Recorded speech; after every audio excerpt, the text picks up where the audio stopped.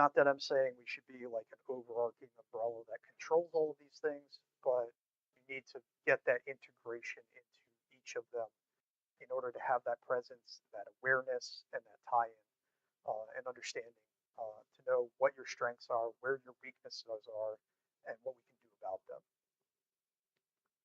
Uh, so yeah. So why would we only care about the patches and stuff if this is the case? We'd move forward, we look further, we dig harder, and hopefully make the upper management understand. These are the real threats to your environment. Here's where it actually spreads out to. Here's where everything connects and combines within, and never stop. That you don't sit there and say, check the box, we're good. Ever, it's always an evolving landscape. The threats are always changing. Like we'll come out with new technologies, I'm sure soon enough that will completely revamp some of this. So it's always a continuous maturity model of getting to a certain stage and then moving further forward and then moving forward again and so on. And make sure that you are, like I said, working with everybody. Be integrated with those other teams and groups. Don't shun everybody. Don't try and make enemies. At the end of the day, yeah, your job is to remove the vulnerability. And it's like, I'm not here to make friends, but not necessarily make friends, but make powerful acquaintances. Work with them. Be friendly where you can. Professional always. Um, and you get that understanding between the teams and the groups to where you can work harder together. They'll be more open to the changes that you're suggesting, and surprisingly enough, they will come back to you on a number of occasions to say, hey, this is what we're doing and what we think we could do differently, or how we think it could relate to your program, and like phenomenal ideas that you can then come back and integrate because they're on board and they're fighting with you. So it never hurts to make that attempt to kind of just make those connections and drive forward as a team as opposed to us versus you or anything like that. Uh, so of course, what does all of this spiel mean? Hitting these misconceptions early on. Like I said, it's not an all-inclusive list, but hit them up front. If you're like me, rolling into a company for the first time, either company after company or you just joined, ask all those questions. Where's your CMDB? What are your dependencies? Who's working with who on what? What are your policies and procedures? Let me see them all. Who's the contacts that I really need to dig into to really understand your environment and get into the weeds and the details. Even if I'm not scanning the manufacturing environment, I still want to know what they do, why they do it, how they do it. Because that's important to them. And it's important to us to understand what's important to them so that we can have those conversations. So nothing sucks worse than walking in and saying, well, I don't know what you do, but you can change. And that's your spiel. Here we go. I have lists. I have PowerPoints. It's cool. Just go with the flow. They're going to laugh at you and curse you behind your back.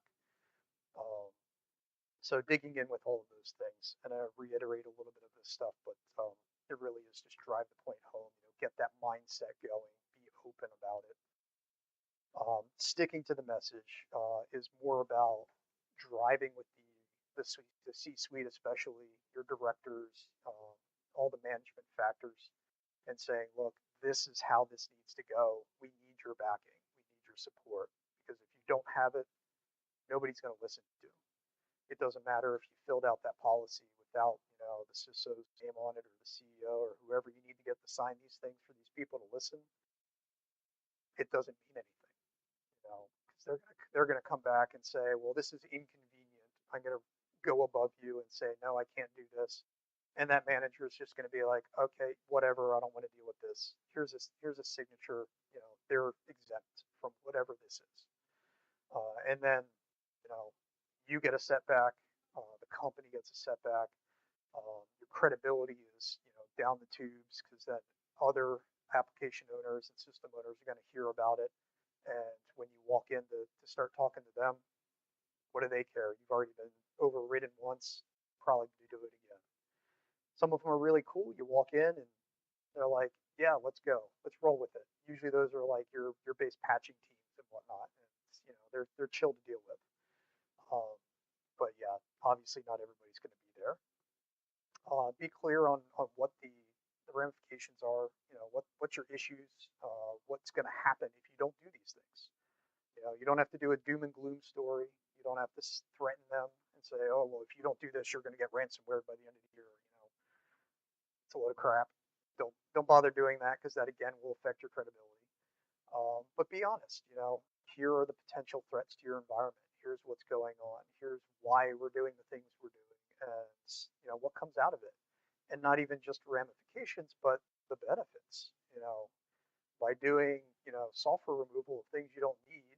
That's one of my fun ones with the software that's out there. It's like you got these applications, like 9 of them that all do the same thing. You really need 9 different applications. Pick one or two. You know, there's usually something that will work across multiple OSs. If not, you have a couple out there. Make them go to a standard. It's a lot easier to maintain. It saves your packaging and patching teams so much time and effort. So therefore, saves the company money.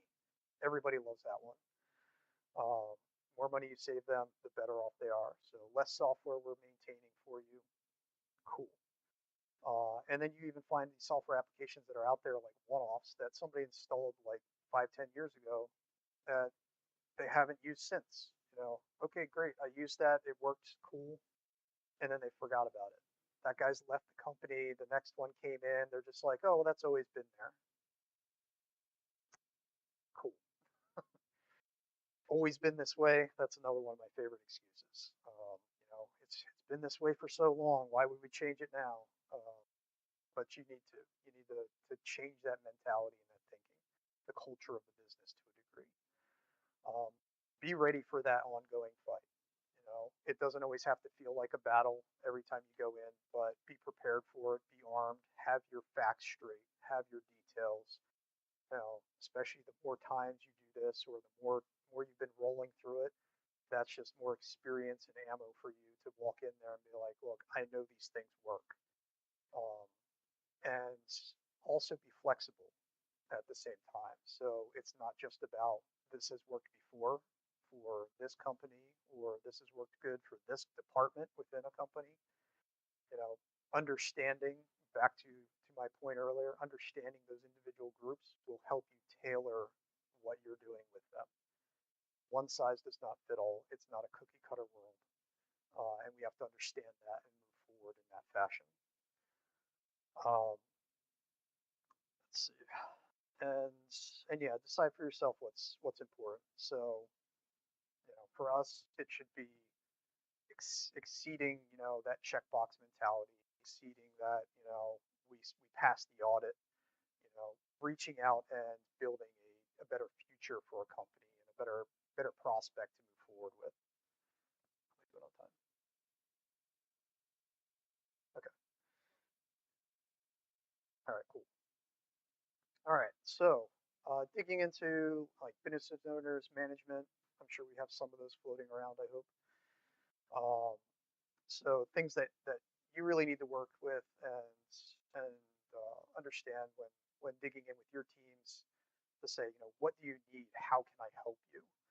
Um, is support and accept those challenges from the team. If your vulnerability management team or security teams of any other type are not challenging you on things and saying, look, we really need to do this. I don't care if it's not the budget, or it would be easier to do it a different way, or you're just tired of hearing somebody whine and complain from a particular application. you know don't fall into any of that stuff. Let them challenge you, hear them out, ask them good questions though at the same time. And there will also be a step for them coming up in the next slide to respond as well. Stay engaged in it. Now how much? 4? Okay. All right, so stay engaged with those teams. Keep on target with it. So you're not You're not just like, okay, report in when it starts, report in, quarterly, and then when it's done, you know, get in there, talk to them on a like a weekly basis at the least, find out what's going on, get status updates, and really um, keep on taps with what's going on. Because when they come with you with a request or a challenge that they're having, you should be aware of what's going on, what they've already walked through, who you need to talk to.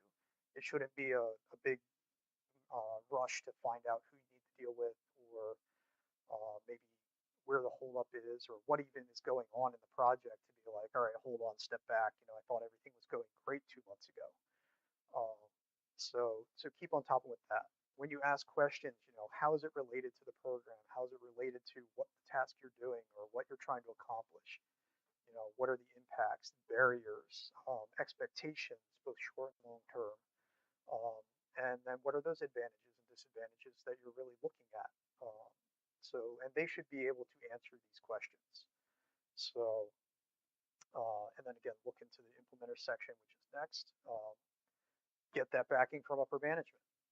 If you're implementing this stuff and you don't have that backing, like I said, you're screwed. Collect everything you can. I think I've pounded that into the ground by now. Ask your questions, from each team. Understand their processes. Understand what's going on today. Um, and then I have a whole list there for where we start. That's just a whole slew of things that you will want to dig into and talk to collect documentation on, um, to really get you to where you need to go. Um, and then going beyond that, what additional areas can you really dig into? Hit those blind spots, hit the user awareness training, hit those backups and disaster recovery. Get into talking about, penetration testing and social engineering tests and such. Make sure they're aware that there's so much more to this program that, or there can be, than they're really looking at and considering at the time.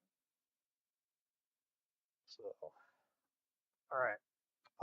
So yeah, so just trying to, in this one, give you like a bit to think about, things that I've run into, last few years, like I said, um, trials and such, ways around it, things that I've done to kind of to get past it, and it's just kind of like that learning curve to where it's like, let me get that foot up when I go into the next environment.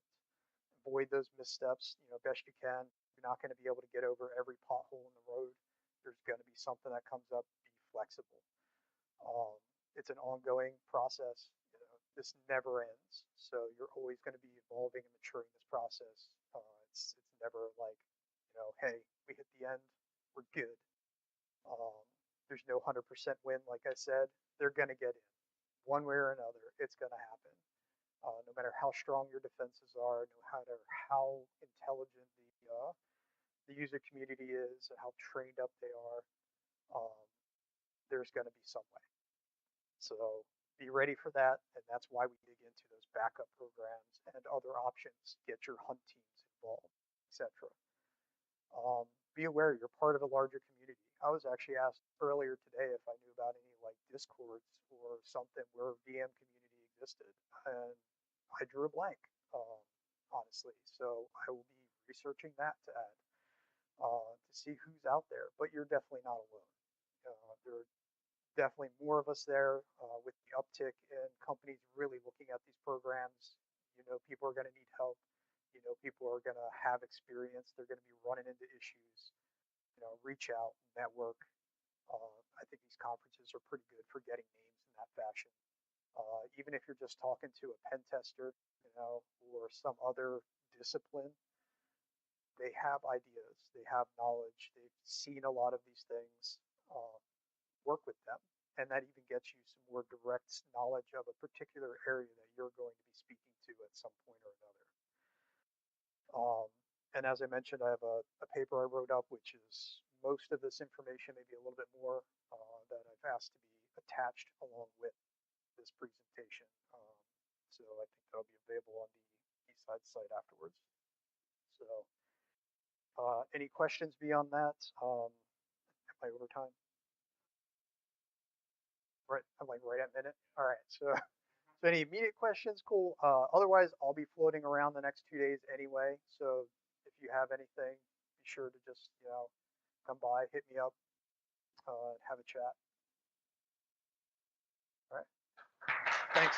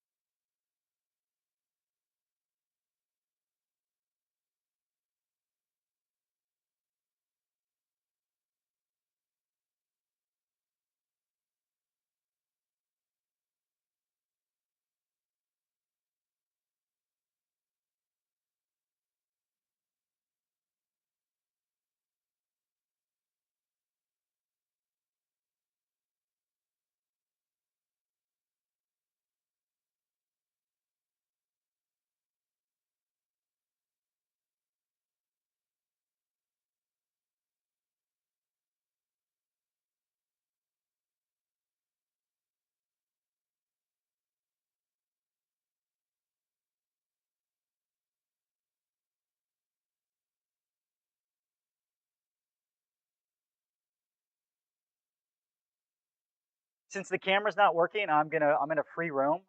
I am a SANS instructor, so first by show of hands, how many people have taken a SANS course before?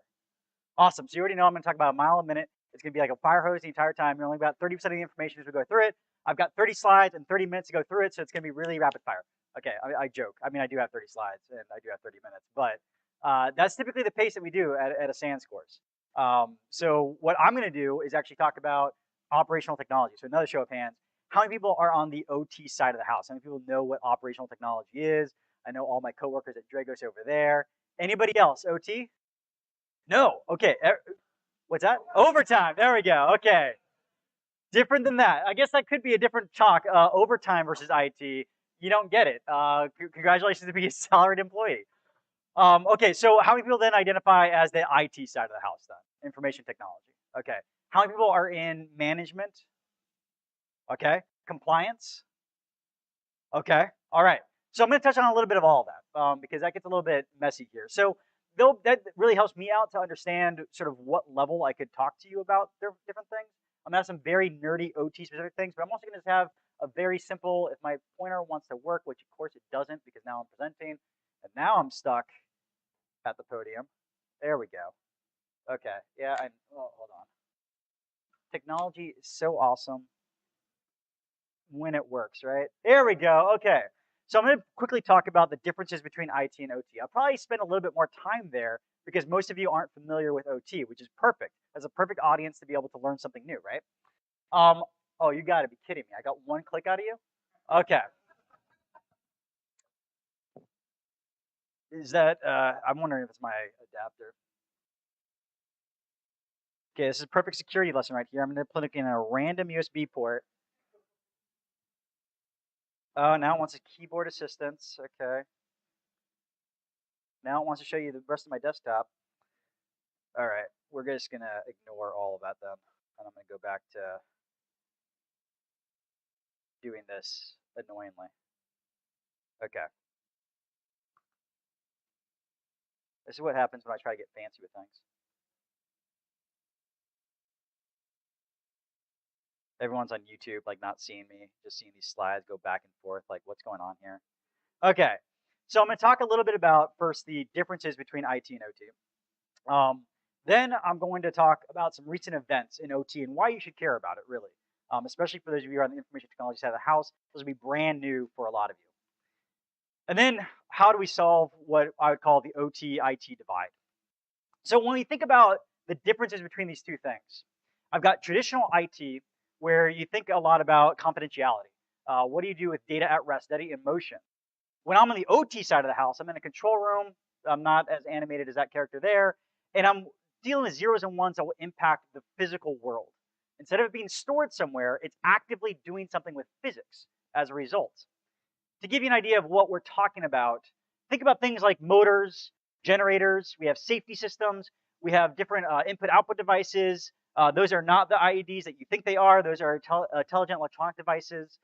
These are things that you may find in a substation, in a power plant, in a water facility, in a chemical facility. You're dealing with plant life at that point. You're dealing with engineering. And to sort of summarize, this is what you'll typically hear about when talking about cyber physical, which is sort of the category for everything. We have industrial control systems, automation, single purpose use of these different categories of operational technology. And that's where we start hearing about some of these things down here. SCADA, supervisory control and data acquisition, field devices like substations. So that data has to go out to someplace and somebody has to do some sort of control of it at a central location. Distributed control systems. You may have to deal with home automation systems and obviously things that we're dealing with in medical devices as well. So you can think about that if you have like an insulin pump, that would be operational technology. That 0 or 1, that's saying here is a sensor that is saying how much glucose you have in your body. We have to give you more insulin as a result of that. That would be that operational technology. The 0 or 1 is doing something in the physical world. And over time, these have gotten highly connected. When we first started dealing with control systems, you basically just had, a lot of levers, some cranes I've got over here. They weren't connected to anything. Over time, we started adding more connectivity because you got more optimization out of that. And then today, I have wireless sensors in my plant life. I've got some really scary things of people being able to use iPads in the plant. Don't know why you want to do that, but apparently they do now. So we've gotten more and more connected as a result. And this came from this whole conversation that organizations are having. Industrial organizations want to understand this idea of digitalization and having more optimization across their plant life. So you can see here, this is where that security conversation really gets difficult. Because when you're talking about why you shouldn't connect these things, hey, you're going to have an increased attack surface. You don't want a nation-state adversary inside of our plant. Well, the CEO is talking about, well, I can have increased efficiency if I can get all the data from all my plants and start figuring out, well, maybe if I just change the mixture of fuel by 2%, I could save $5 million per year. And then you come as a security person and be like, please don't do that. I don't want you to connect to all the turbines across our entire fleet. And you're starting to argue then with what the return on investment is. Air reduction, better safety management in some cases, reduced workforce constraints. I worked with one plant where the facility actually had an engineer whose job it was once a week to go and drive 4 hours to a remote site, take some readings, turn a valve, 4 hours back. The boss came in and said, why would we do that? Why don't we just put a remote sensor out there and we'll just do this all remotely? You can do it from an iPad now, I hear. It's great. You then go through what that really bad day could look like. Well, all of a sudden, it turns out that that was a multi-billion-dollar potential loss if they had a cyber event due to that. Once that organization found out, they hired that engineer back again, and he drives 4 hours to one way to go and turn that valve 4 hours back the other. But this is the constant battle that's happening on the OT side now. And it is furthered by this complex discussion about being insecure by design. What we mean by that when you talk to anybody who's on the OT engineering side of things is we already know these devices are insecure. You work with the controller, and when you go up to the controller, you're not entering a username and password. It doesn't have the ability to have antivirus on it. If I'm lucky, I can enter a 4-digit PIN when I walk up to one of these controllers. They're 30-year-old devices. So some of these things already, you can sort of just see here, all the different types of vulnerabilities exist by design. They were designed to be operated by a good and smart engineer 30 years ago. They had no context for either a dumb engineer and do something they shouldn't have been doing, or the context of what it looks like to have a malicious actor do something as well. So with that,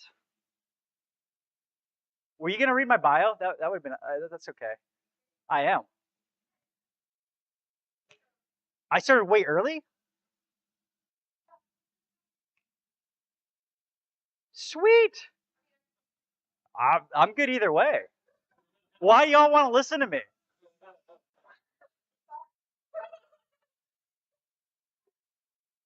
All right, hi everybody. This is Jason D. Hi. Christopher. He's the director of Cyber Risk Strategy. Wow. This bio's going so well.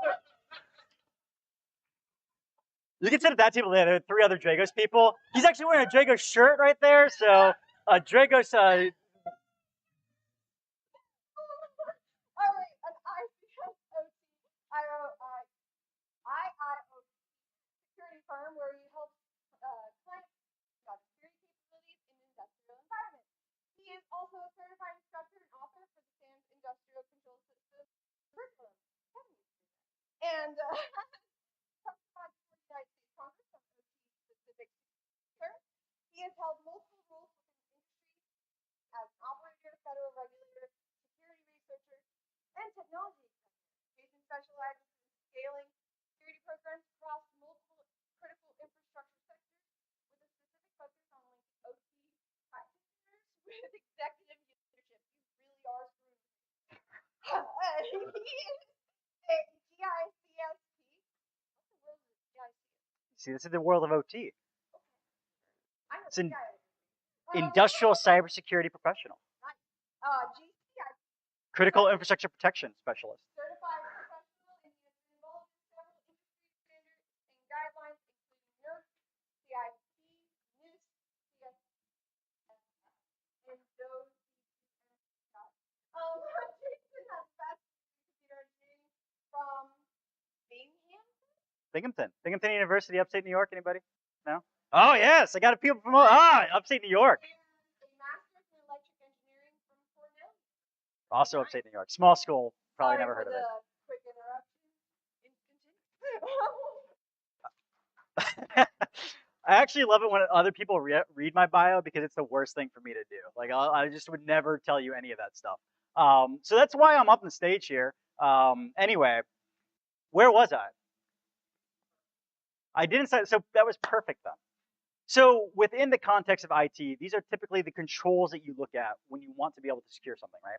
I've got patching here. Everybody loves patching. Just talked about it with vulnerability management, antivirus, vulnerability scanning, endpoint agents, encryption. If you go into a plant environment and you try to do this, you will be laughed out of the plant. You cannot do any of this on OT.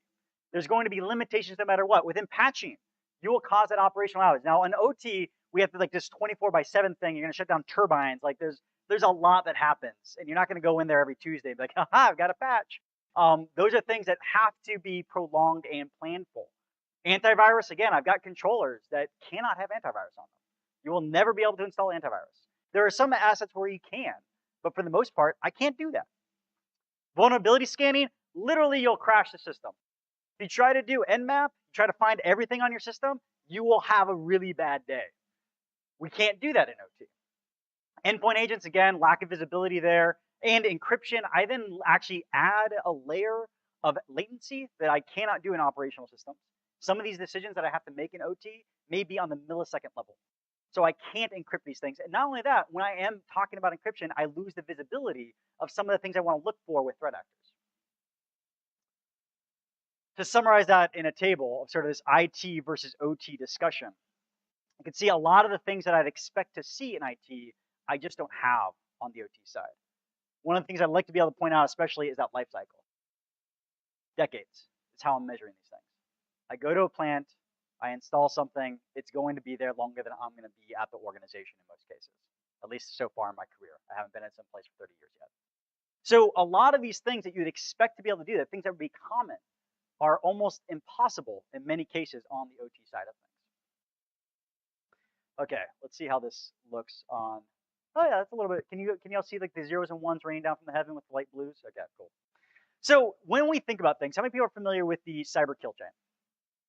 Okay, good smattering of folks. This will be a one-slide crash course.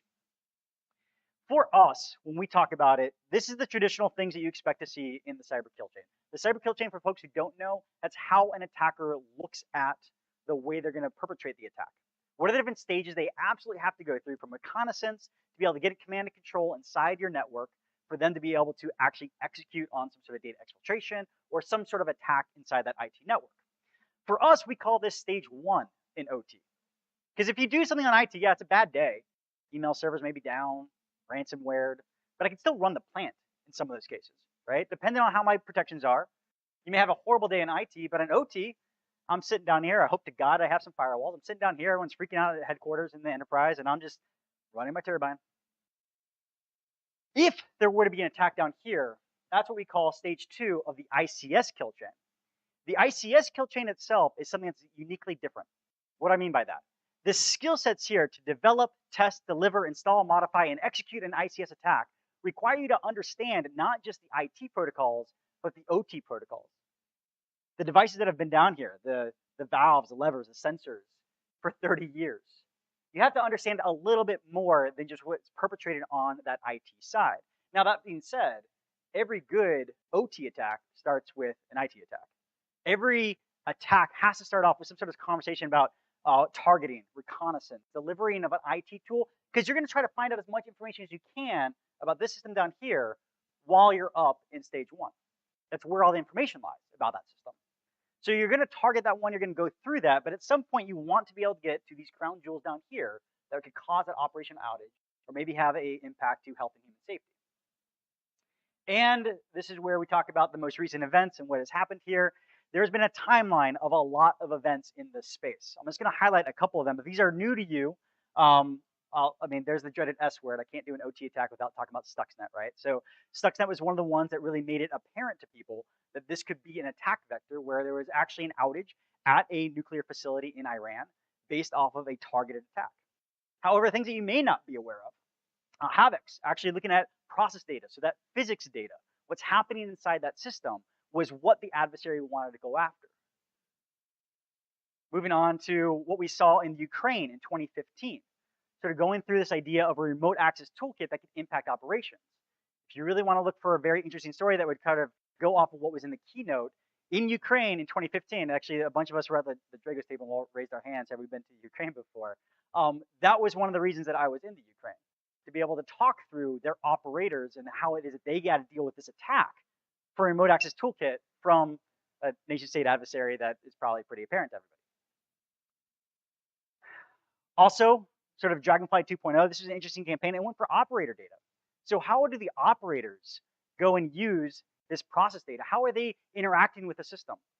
If I were to look like an operator, what would I want to look like from that perspective? So maybe it's harder for you to detect what's happening. And then crash override. So folks who are familiar with the great 1995 film, The Hackers.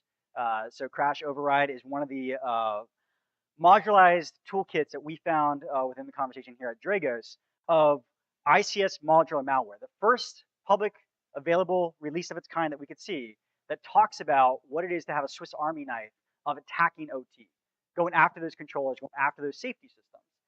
Before this happened, I mean, these are all scary in their own way. Before this one happened, if you'd asked me how long would it take an attacker to go from the IT network into the OT network and actually cause an outage, I would have said something along the lines of a year-ish, maybe a little bit longer, because I need to be able to understand what's happening in that system. We saw it in Ukraine 2015 when they used this remote access toolkit. We saw what that looked like. So we had a little bit of an idea of how long the timeline is. With a framework that somebody's invested millions of dollars into to be able to have repeatable code that they could execute on, that shortens that time frame quite a bit. And that became one of the scary things that came out of 2016. What's that?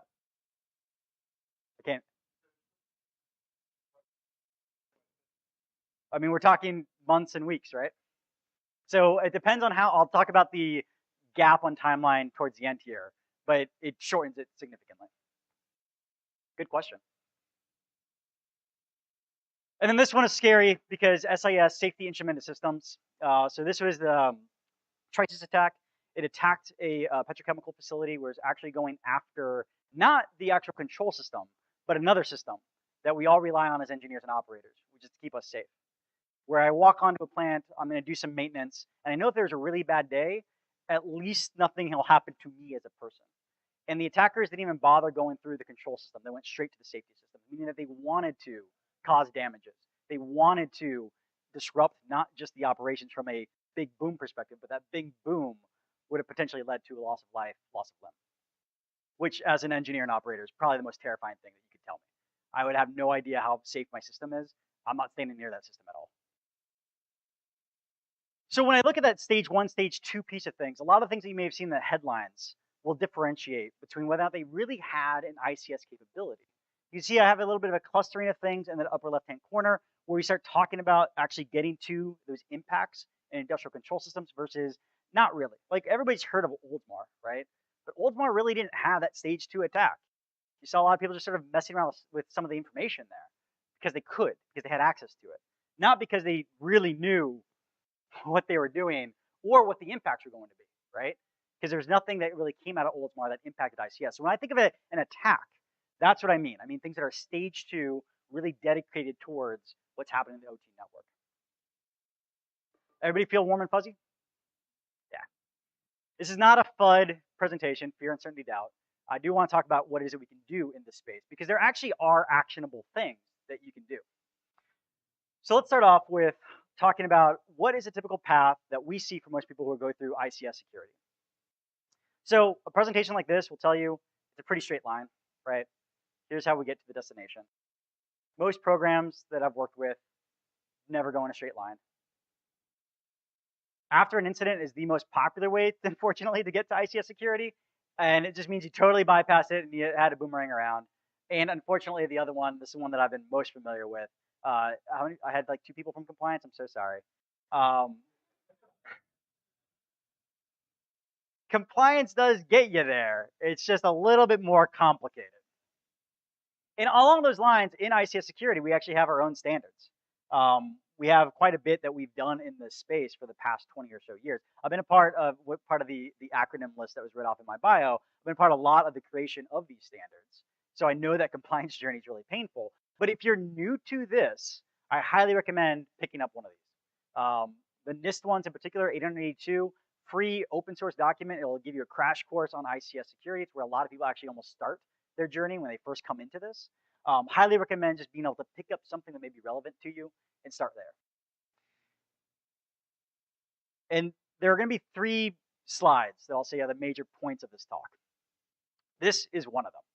This is for those of you who are coming from IT, who somebody said, hey, now you own something in OT, as a warning sign. This is a quote from the Department of Homeland Security. Incident response deployed in IT business systems may result in ineffective and even disastrous results when applied to ICS cyber incidents. The number one thing that I tell people when they come from IT, you have to learn how the plant works. You have to learn how operators speak, what it is that they do. If you come and try to copy and paste what you do in IT, you will have a bad day. And if using it as an incident response plan, your bad day is going to be even worse. And I'll talk through some of that, and probably some of that should have been a little bit apparent when I showed you, like, hey, you can't patch, right? There are going to be things that are going to be very, very clear as you work with operators. So things to consider as your incident response plan, for example. So people familiar with boom and left of boom and right of boom? Okay, so what does this mean for us in OT? So for boom, I'm looking at actually going through and looking at my control system and figure out, well, where can I inhibit things? Where can I do maybe manual operations? Where can I disconnect? We actually do talk about being able to disconnect from the network as part of what it is that we do, because we don't need the network in a lot of the cases to survive. It makes things a lot difficult, but we can do it, especially if you have engineers and operators who've been there for the past 10 or 20 years that know how to do that manually. Evaluate the integrity of your system, start operating throughout a controlled outage, and also information sharing is one of the key things that we tell everybody to do when they're there. But before you have that bad day, are you even training or doing exercises? Do your operators know what it looks like to have a bad day? The Ukraine events, talking through this, there were 2 different events that happened in 2015 simultaneously. One was using some really cool, innovative things from our perspective where it looked like you couldn't control anything at the substations anymore. You lost communications. The way that you would respond to that would be very different than what other utilities saw, which was, let's describe the, hey, I can't see my substation anymore, as like the $5 million tool. Then there's the $5 tool. The $5 tool was, hey, I'm just going to use remote desktop protocol. It's already there. It's already enabled. Why don't I just go on your computer and start unlocking things? When you're an operator and you can't communicate to field devices, that may feel to you like a telecommunications issue, a maintenance issue. When you're an operator and your mouse starts moving and opening up breakers, you know it's a cyber event, right? And you have to be able to balance those two for that training piece, to be able to actually know what an OT event looks like. Do the operators, they're the first people who are going to know these things, understand what a cyber event looks like? Unfortunately, most of the time, they do not because they've never been trained on it. And also on that sort of left to boom conversation, do you know what it looks like to restore the plant? This is where most of the incident response plans that we see fail. Because most folks will say, okay, the operators know how to restore the plant. But the IT folks are actually going to be coming in there and helping out with things like forensics. And at a certain point, there has to be a handoff of when IT steps away and the OT folks have to come back and say, okay, we can do a plant restart now. We can do it safe and reliably. If you don't know what that handoff looks like, you're never going to get there. All right, this is where I get nerdy with it. Okay, so within the context of OT, this may be for everybody here who did not raise their hand about OT. This is the first time you may see a network diagram of this type. I've got some devices down here. I've got controllers. I've got different instrumentation. I've got maybe some generators down here, a robot arm just for fun, human-machine interfaces where the operator can actually work with those systems. And we actually talk about these in different levels. The Purdue model is what we use. The Purdue model is not where I have firewalls. It just tells me what type of devices it is that I'm paying attention to. In this case here, enterprise is level 4 to 5. I have a DMZ, I hope. I have an industrial levels that are going to be 0 through 3. And those are really just telling me, hey, I have sensors down here. A level 0 is a sensor. Very, very dumb thing, right? It's just getting inputs and outputs. Analog, maybe, in those cases. And so when I look at these systems and I figure out what the architecture looks like and the trust model that's involved, most of the time we only invest in where those cannons are, at that level right between enterprise and OT. Unfortunately, 5 minutes. This is going to be awesome. The trust level between those. Did I get my time back because my bio is read halfway through? I'm just, okay. Trust level here, though, everything from OT is trusted, which gets really complicated when I have things like remote plants where those things may have their own cellular devices, their own connections outside of this. You may think you're monitoring everything at those firewalls. You are not. There's a whole lot of mess happening down here that most people don't even have a recognition of, let alone being able to put security in for. So let me give you a cleaner view of that because that was really messy. So this is a cleaner view, right, where I've got the Purdue model outline. I have where that IT-OT divide is, and I can tell you a little bit about these devices across each one of those. So if you want to get visibility, we do this really well because this is the IT side of the house. We know that those attacks come from the IT side of the house. Maybe you've got these firewalls put in place. Maybe you've got a little DMZ there that's got different patch servers or jump servers for you to get remote access in, and you're monitoring all those connections. We actually do that somewhat well. I say somewhat because that firewall may be there, but most of the times when I do firewall reviews, I'll still find like an any rule because why not? But you'll still find some sort of protections in place. As I drill further into this Purdue model, I get to level 3. It's sort of like the plant operations maybe, or it's where I may have, if I'm at a control room for a electric utility, getting all the data from a substation. In those cases there, you may have like maintenance laptops that just walk on in. Your vendor may allow you to just to have a laptop that you walk in, you plug into the network. Again, now your visibility that you had at level 4, level 5 is totally bypassed. So you need to be able to do some sort of monitoring there, and we can do that. You put sensors in there to be able to understand what OT things are happening. Same thing down at level 2. You want to be able to understand what you're going to use in that perspective. And from here, I've got these human-machine interfaces. I've got engineering workstations. I've got some specialized servers that are down there. And in those cases, just want to make sure I'm monitoring what it is that they're doing. Most plants have not done this yet. So, like, if you thought like we were doing really well, maybe on those top 2 levels, most people don't have any monitoring here whatsoever. They're not even looking for it. It's if the tree falls in the forest and no one's there to hear it, it doesn't make a sound. Most operators will say, oh, it's fine. Everything's working. What's the problem? It gets a little bit more difficult as I get into level 1. This is where I start talking about these controllers, programmable logic controllers, remote terminal units, RTUs. These are the dumber devices. These are the things that I don't have a username and password. I don't have antivirus for. I want to be able to still monitor those connections. I want to know how it is that they communicate back and forth. If an attacker is down here, we have seen recent exploits where an attacker could actually own this device down here.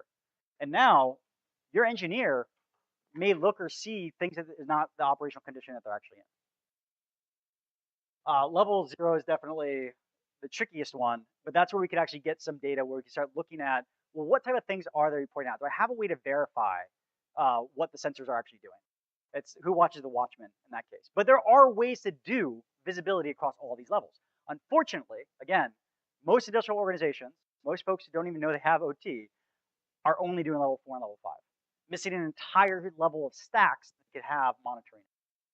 Which leads me to really the second. I said there are 3 slides that you should really pay attention to. The second really important slide. If I look at the actual timeline for an attack, this goes back to your question, sir, about what did this look like? This is actually very similar to what we've seen previously in post pre-2015. I have that stage 1. I have an attacker go through, get command and control. They'll pivot from where they are in that level 4, level 5 network, figure out what they can do in industrial control systems. Then they're going to go and figure out what they can do in that stage 2 area. What impacts can they do in industrial control systems? They'll validate their attack. They'll sort of make sure that they don't want to invest all this money and then have the attack not work, right? Which has happened hilariously. But they want to make sure it'll work. So they'll go through and they'll then give a attack delivery methodology. They'll then adjust based off of what it is they're able to see on that OT network. And then in the matter of minutes, execute on that attack. That is the timeline for an attacker to look at industrial control systems. Let's look at the defender. The defender, during this very first stage, should be able to do some sort of detection with common IT tools because they're in that stage 1 network, right? They're trying to find out more about what is happening at the enterprise before they pivot into stage 2. Here is where it gets a little bit tricky. This is where your firewalls are really important, right? During this first sort of going through and detecting things. Hardening, you can do some system hardening. If I think, for example, my human machine interfaces, sure, it may be Windows 7 or Windows XP, but there are like 177 default services in Windows 7. I don't need a majority of those to operate in OT. I can shut a lot of those down, and you can be more restrictive in those. So I can get to hardening. I can start hopefully having some awareness if I've built down that visibility deeper into that stack. By this point, I'm really relying on threat detection, so I hope you have visibility. If you don't, if your visibility is all in level 4, level 5, don't worry about this. You won't be able to detect me. You're already hosed. You just don't know it yet. And then your actual declaration of incident response, that's when my RR plan may kick in. Containment and eradication, which we all kind of suck at. And then recovery, where I really hope that you've been working with your OT and IT people. If you look at this, and we talk about that visibility problem again, there is, during this time period, your ICS compromise to detection gap. When it was that you were actually compromised to when it is that you would detect would exist there, again, if you have that visibility. If you don't, and you don't have an incident response plan, then we're talking about a detection to containment gap. How long, once you know that you're owned, can you actually take care of the remediation before I could talk about the last gap, which is that remediation gap itself. This is the second most important slide. Because if we don't have the visibility down here, you're only relying on catching them at this part here, and the rest of that attacker activity is totally unknown to you. Same thing with your incident response plan. If you haven't worked with your engineers and operations people, it gets dicier and dicier the longer that this goes. Okay. Everybody still feeling warm and fuzzy? So where do we start? This is the most important slide. Every single time I talk with operators, I want to make sure they know me before an incident happens. Shake their hand, get to know them, and I do it with donuts. Every single plant, there's not a single plant operator I've met that will not say yes to donuts. You walk in there with your hard hat. I recommend if it's your first time going to a plant, you're going to wear PPE, right? Your own protection equipment. Have a hard hat on, have some composite toes or steel toes. Don't do steel toe. If something falls on your steel toe, you may slice your toes off. Don't do that. Composite's the way to go. But before you even do that, like before you show up in your shiny new hard hat, go play soccer with somebody in that hard hat and with your boots on, because you're going to stand out really bad. It's like a shiny new hard hat. But you want to be able to talk to them where they are, meet them where they are, and do that. I'm not joking, with donuts, pizza. I don't care what you do, but get with them often and don't talk about like phishing attempts. They don't care about that. Like, you're talking to them about the thing that's happening at that enterprise level. They're not checking. I hope they're not checking email on the same controllers that they're using to operate the plant on. If that's the problem, like, you're gonna bring more than donuts. You're gonna bring some whiskey with that too. But you want to be able to talk to them where they are, and their concerns day in and day out are about safety. It's about keeping the plant operational. You have to be able to meet them at that level. And the only way you're going to do that is with communication. So I actually really like that from your talk too. It's the people thing. I could talk about all the visibility controls we want in there. I could talk about all the different things that we can do from a technical perspective on system hardening. But if you don't have the people on your side, if you don't sort of bridge that culture gap, culture eats strategy for breakfast every single time. So you want to make sure you've got that culture, and donuts are a great way of getting there. With that, a little bit about me. So at JD Christopher on LinkedIn, Twitter. I am here for the rest of the day. I'll also respond to things on Discord if you're on the Discord channel. Other than that, I don't know if I have any time. Where is lunch? Okay, we don't know where lunch is either. It's over there. I was gonna say if lunch is here, then I can just like steal you guys. But any questions, concerns, personal stories about operational technology or safety incidents that you don't want to talk about? Yeah, I'll push the slides.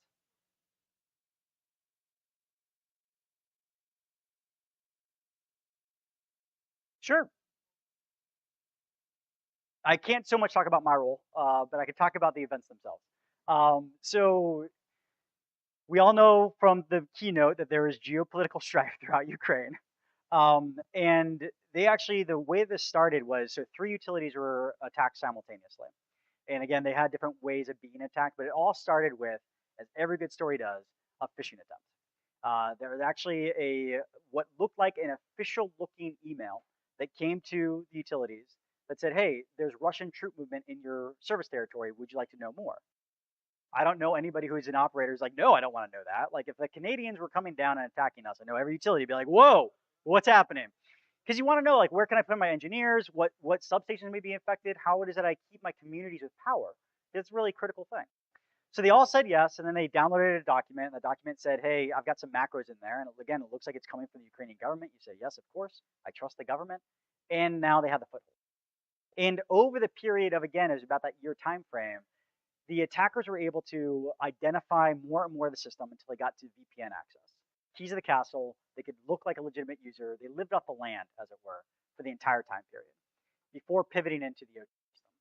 When they attacked the substations themselves, again, it depended on what utility you were. You would have had that multi-million-dollar tool, and you can sort of imagine how that would have gone. The thing about attackers is a couple of things. One, they also have memos and PowerPoints, but they would start off, you can imagine, just somebody coming into a room and saying, and now we go. Fingers to keyboards. It was highly manual, and the attackers went after these different substations and cut off those communications, just putting it very simply. And for those operators, again, it looked like you had a telecommunication outage, which for us in electric power happens pretty regularly. Not to the extent and time period, but you'd say, oh, that looks kind of weird. Why don't we have communications out there? And that's how they responded, and that's how they eventually recovered. It took about 6 hours or so, depending on which utility, to recover from that incident. And then again, the other one was, hey, my mouse is moving without me and opening up things. I think I'm being attacked. Actually, in one of those cases there, somebody took a video of it because they want to be able to show their boss, like, hey, it wasn't me. Somebody else was doing this. And so, yeah, so that took about, depending on the utility, about 6.5 hours. It was roughly 250,000 people without power during that time frame. However, I would say they had a benefit because of their operators there. They knew how to get to manual operations pretty quickly. If I look at the United States, if I look at some of the other countries where we have a lot more automation, I'm not confident we would be able to respond in 6.5 hours in that same time frame. They just happen to have a really robust engineering team that could respond and recover. Key question back to you, or back to the audience in that case. If your entire system was just owned by a nation state adversary, would you ever trust that system again? So now you're talking about operating in a degraded state. You're talking about how does he do planful restoration and replacement of certain assets, because to your, how would you trust it again? That's the difficulty that still prolongs even to this day. Obviously, to this day, Ukrainians are focusing on other things, but that was a thing that was leading up until the most modern piece of this warfare was, how do we trust our electric system ever again? We don't know. Hopefully that story time was also I just have a cheery talk today. This is like, everyone should feel happy and just like go happy, go lucky. This has been awesome. Everybody want to talk about something happy like donuts? Any other questions, concerns? Awesome. Get some lunch. I'll be around. Thank you. Thank you.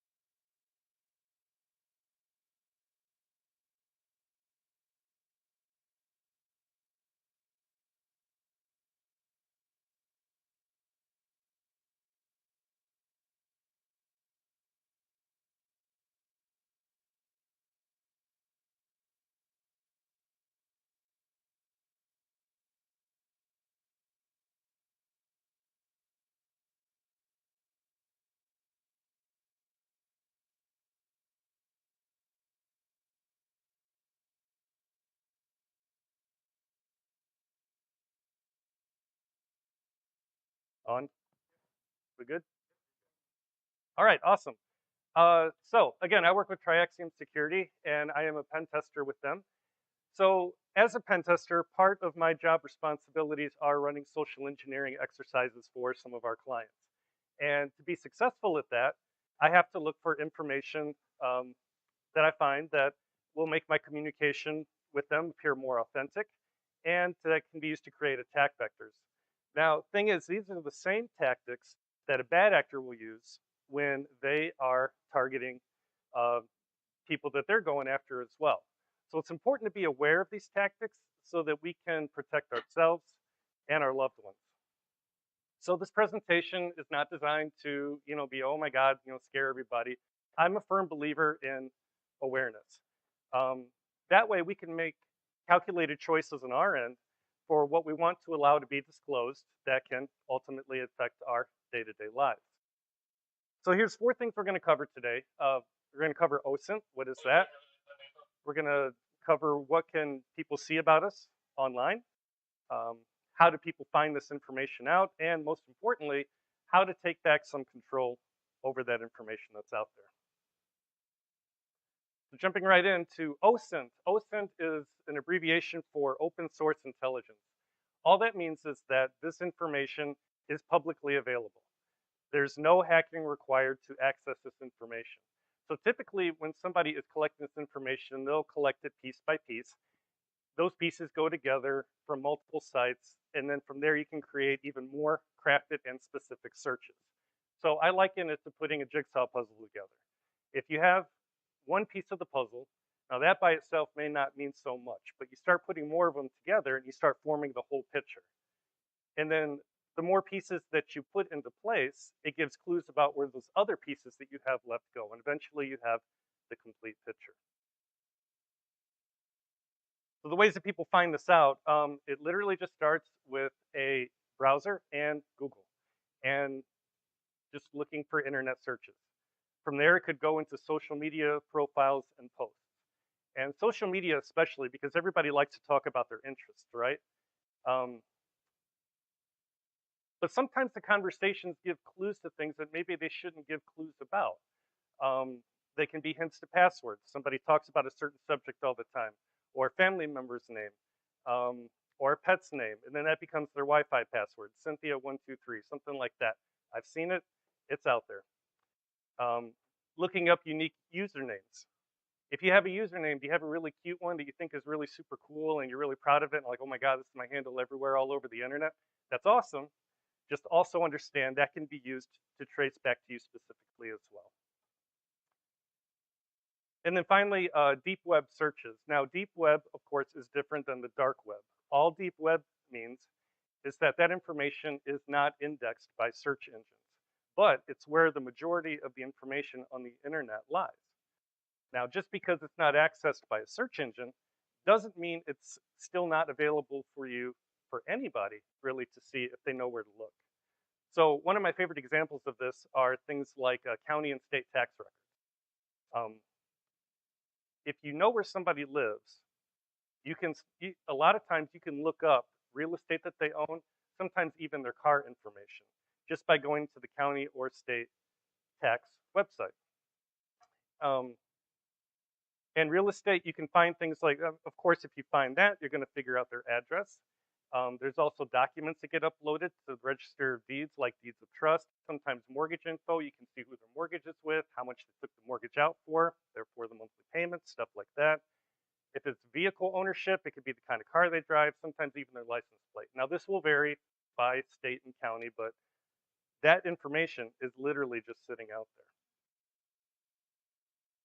Other things that people can see, addresses, current and previous, phone numbers, email addresses, going all the way back to that AOL address you had 25 years ago, social media profiles on the different networks, dates of birth, maiden name, relatives, neighbors, political affiliation, online reviews. Now, online reviews is a really interesting one because people like to run their mouth and give their opinion on everything, right? So if you're always checking in or reviewing restaurants in South End, Charlotte, on a Friday night, now somebody has a pretty good idea of where they can run into you.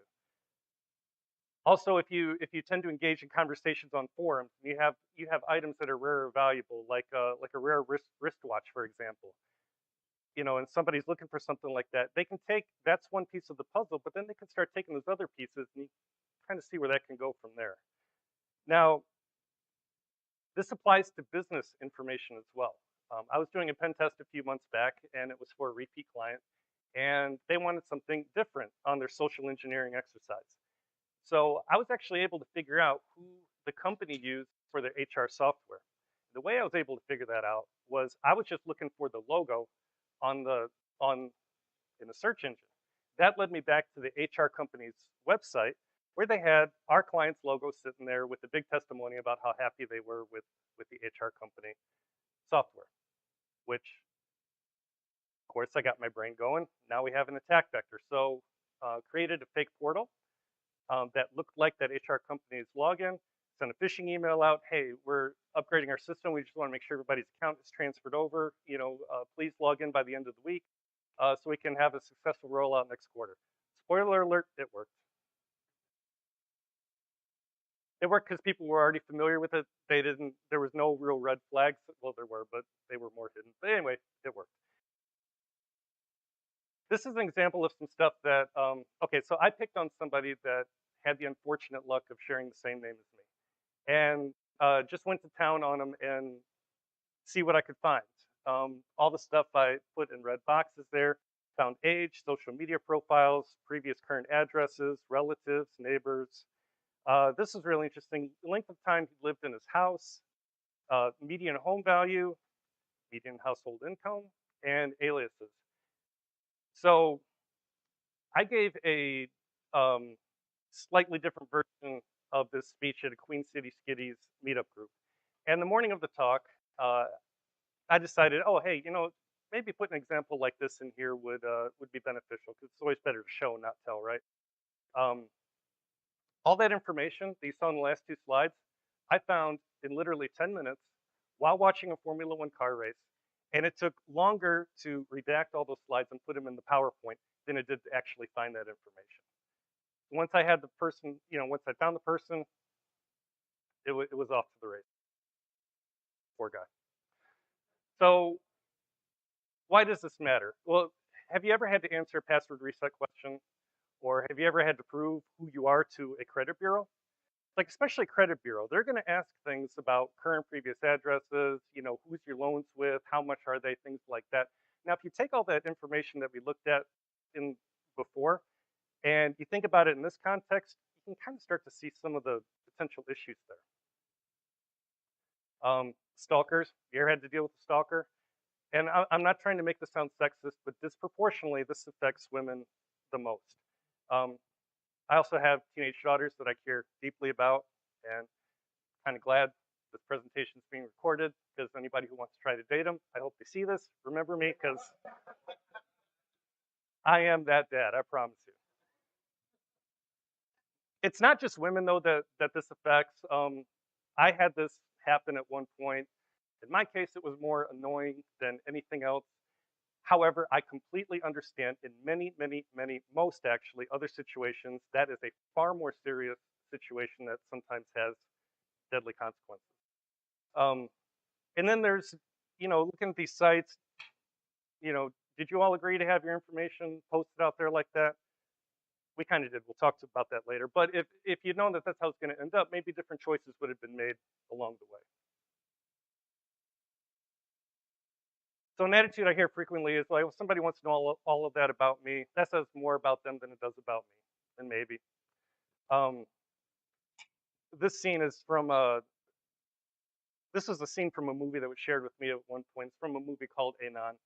And what it's about is it's in the future. It's a surveillance state. Everything that everybody does is recorded. So, if a crime is committed, law enforcement can go back, review everybody's records, memories, and they can kind of see the perspective of everything of how it all went down. Amanda Seyfried's character here, now she's actually figured out how to erase those memories and mess with the algorithm and how to stay invisible herself while she is just walking around everywhere. She played opposite Clive Owen. Clive Owen asked her why it's so important for her to stay invisible. And this is what she said, and this is something that always stuck with me. It's not that I have anything to hide, I have nothing that I want you to see. And isn't that really the point? It doesn't mean you have to live like a prepper. It doesn't mean you have to be a recluse. It doesn't mean you can't ever do anything online. It doesn't mean hiding from everybody. The point is to be aware that this information is out there and then decide what your comfort level is with having it there. So before we get into what to do about it, let's take just a quick minute and talk about how we got here. This information is collected from all sorts of different sources: rewards programs, social media posts, social media games, mailing lists, data that your mobile apps are leaking, uh, web browsing history, cookies that are put in there, credit card transactions. Now, even though those are anonymized, you start combining with other data points, not too hard to build a profile anymore, is it? Online surveys we might have taken, and then public records like we talked about. So there's an old saying, and I'm sure we're all probably familiar with it: if you're not paying for the product, then you are the product.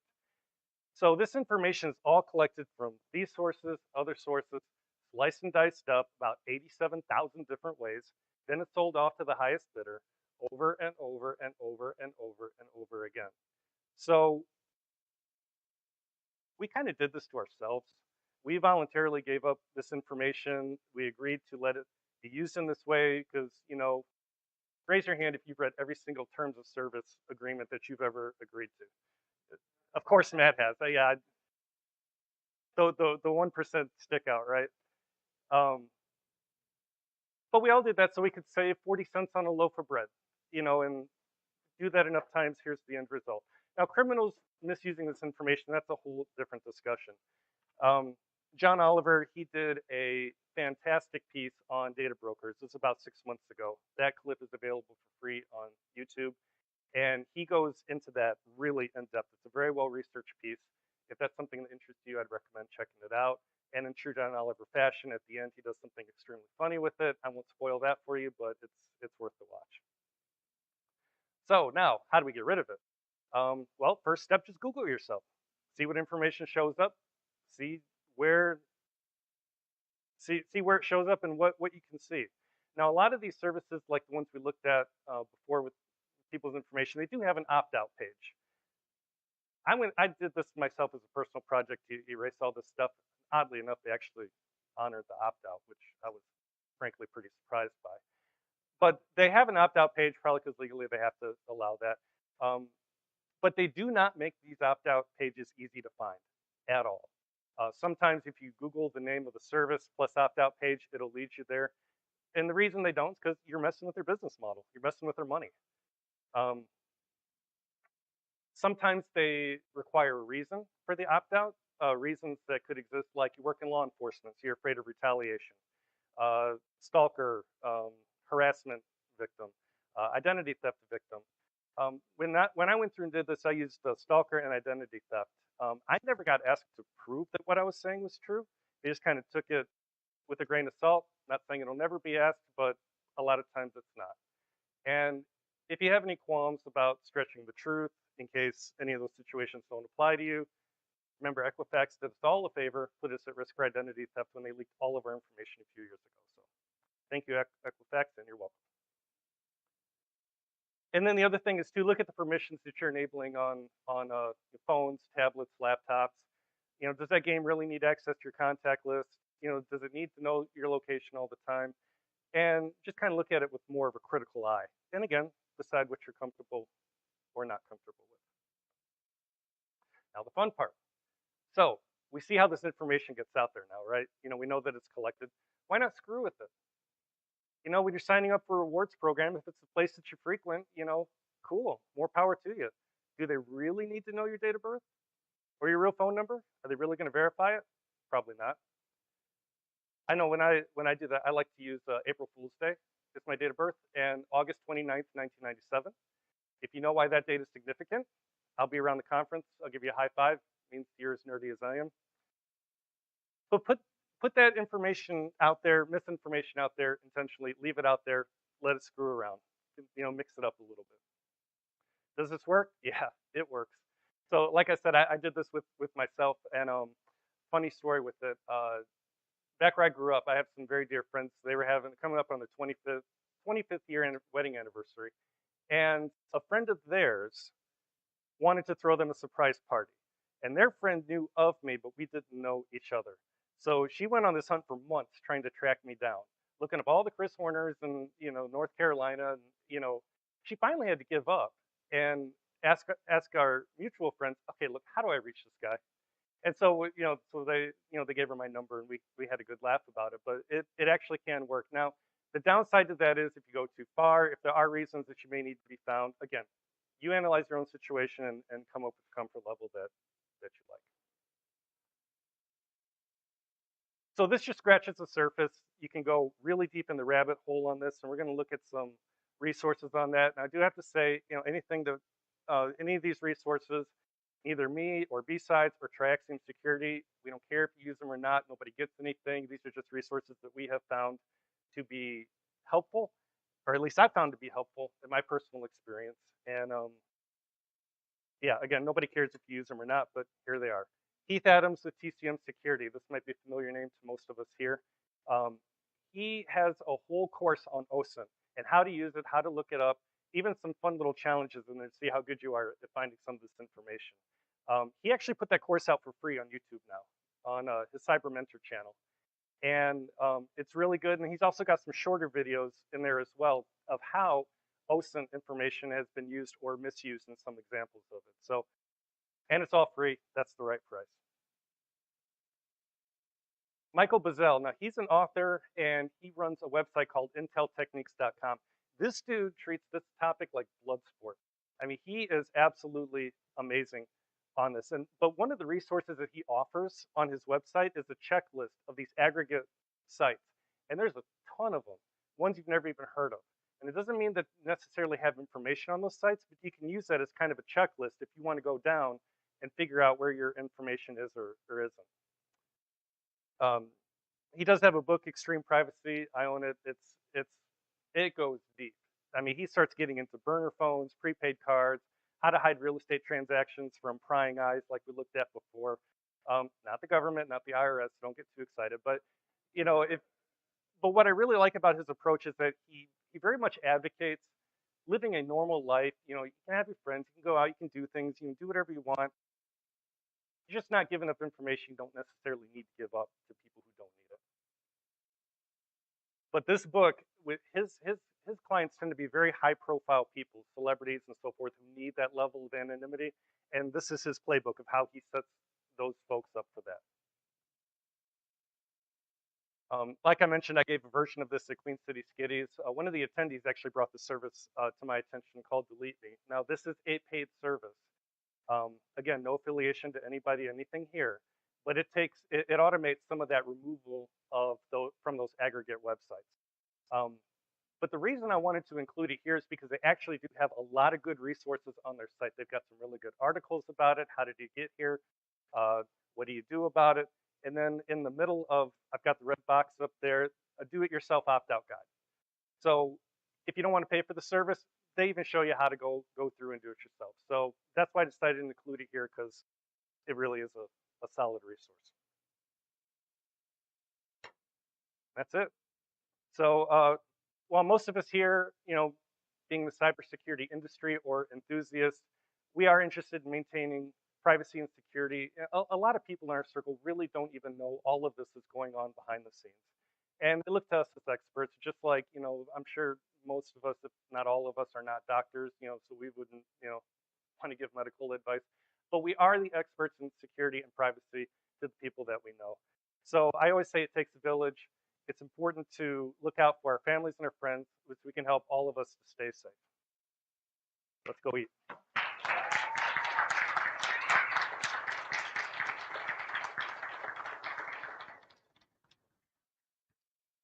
On course, yeah.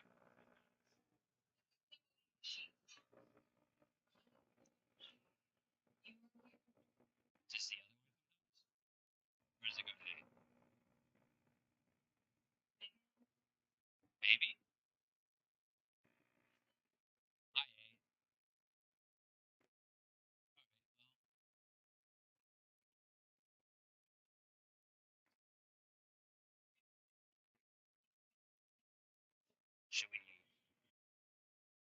swap?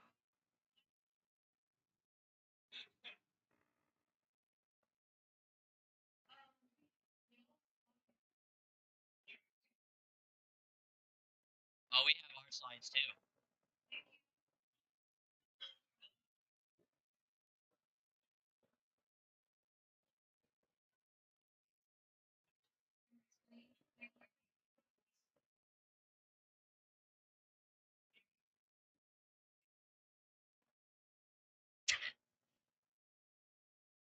It's an odd way to play telephone.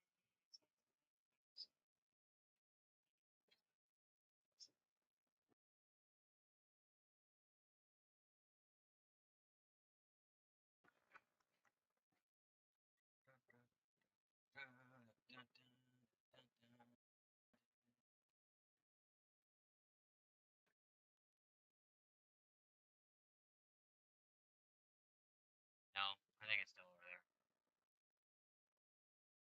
Switch mics.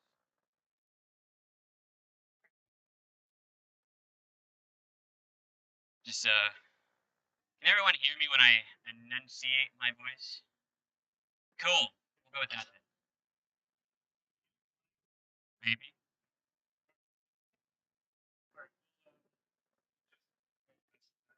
That's disappointing. I like to have.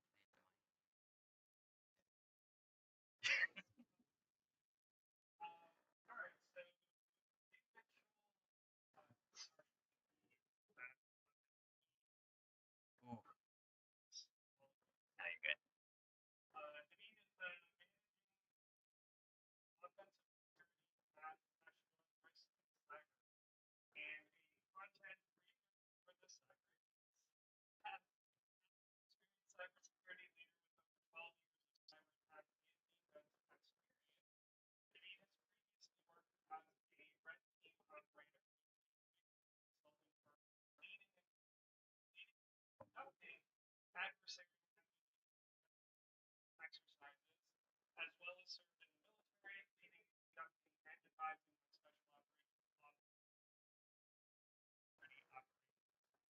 That was a lot of operations. I didn't write it. Cool. Yeah. Hey, what's going on, everyone? Thanks for listening to us try to figure this out. So everyone here is hopefully trying to learn how to stop their cybersecurity program from failing. I'm the threat actor. My name is BSides, as he alluded to. I'm the managing lead for offensive security at Echelon. Fun way of describing what I do is I'm the emulated mob boss of a group of emulated criminals. Red team, all the way down to your physical break-ins. If a criminal's going to do it, we can emulate it legally. That's the way I like to look at it. I'm also a malware dev. Done it for quite a long time. Started to teach malware dev. Even taught a course out at DEF CON. So if you want to learn more about that, hit me up. Prior SOF, or Special Operations Radio Operator. So started out in commo and then moved over to Offensive Cyber Operations before targeters and all the wonderful restrictions came into place. The hacker name I go by is APT Big Daddy. I used to not go by this. It just ended up at a previous employment. I was writing malware, used to sign APT Big Daddy because I thought it was the funniest thing in the world. They, unbeknownst to me though, they installed a bunch of software that then picked up my malware because I didn't obfuscate it or anything. I go into a threat intel brief and they're like, "Hey, so we may have just been breached. There's a new new APT. They're calling themselves APT Big Daddy." And I had to be like, "Oh, guys, hey, that's me." Ever since then, it kind of stuck. So a little bit about who I am, right?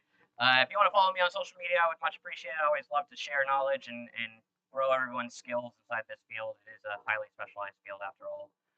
If you want to check out the people who pay me, Echelon Cyber is our website. And if you just want to check out some dumb blog articles or YouTube videos, the Cyber Idiots is where I usually post those. Before we get into all the meme-filled PowerPoint, I want to start us off with a little bit of a thought exercise, something to think about, and it's something I learned in the military. In combat, the person who makes the least amount of mistakes wins, right? We're going to make mistakes. Ultimately, that's the way it goes. In cyber, it's the exact same way. Granted, you're not getting punched in the throat, but it's still, if the, okay, nice. So like if the defender makes a ton of mistakes, they're not going to catch the criminal, right? If the criminal makes a ton of mistakes, the defender's going to catch it. This is just it's all planned to distract you from this terrible analogy here. Anyways, keep that in the back of your mind as we kind of walk through this presentation. For the agenda today, we're going to talk about the history of cybercrime, where we've been, where it's going, how it's changing. We're going to talk about 3 common pitfalls that I see just about every team do, blue team that is. And finally, we're going to wrap it up with how do we verify that it's working. That is, man, my ADHD is going wild from that stuff back there. All right, so a bottom line up front about cybercrime, right? It should be no surprise to anybody. Cybercrime's been around for a very, very long time. You could argue that cybercrime's been even longer than the 80s, but really the way that we see it today, Captain Zap, aka Ian Murphy, was the first person to be convicted of a crime. He hacked into the American Telephone Company. He changed their internal clocks to be something other than peak hours, and this is just so people could call wherever they wanted, still for free during peak hours. Super cool thing, right? Very Robin Hood-esque.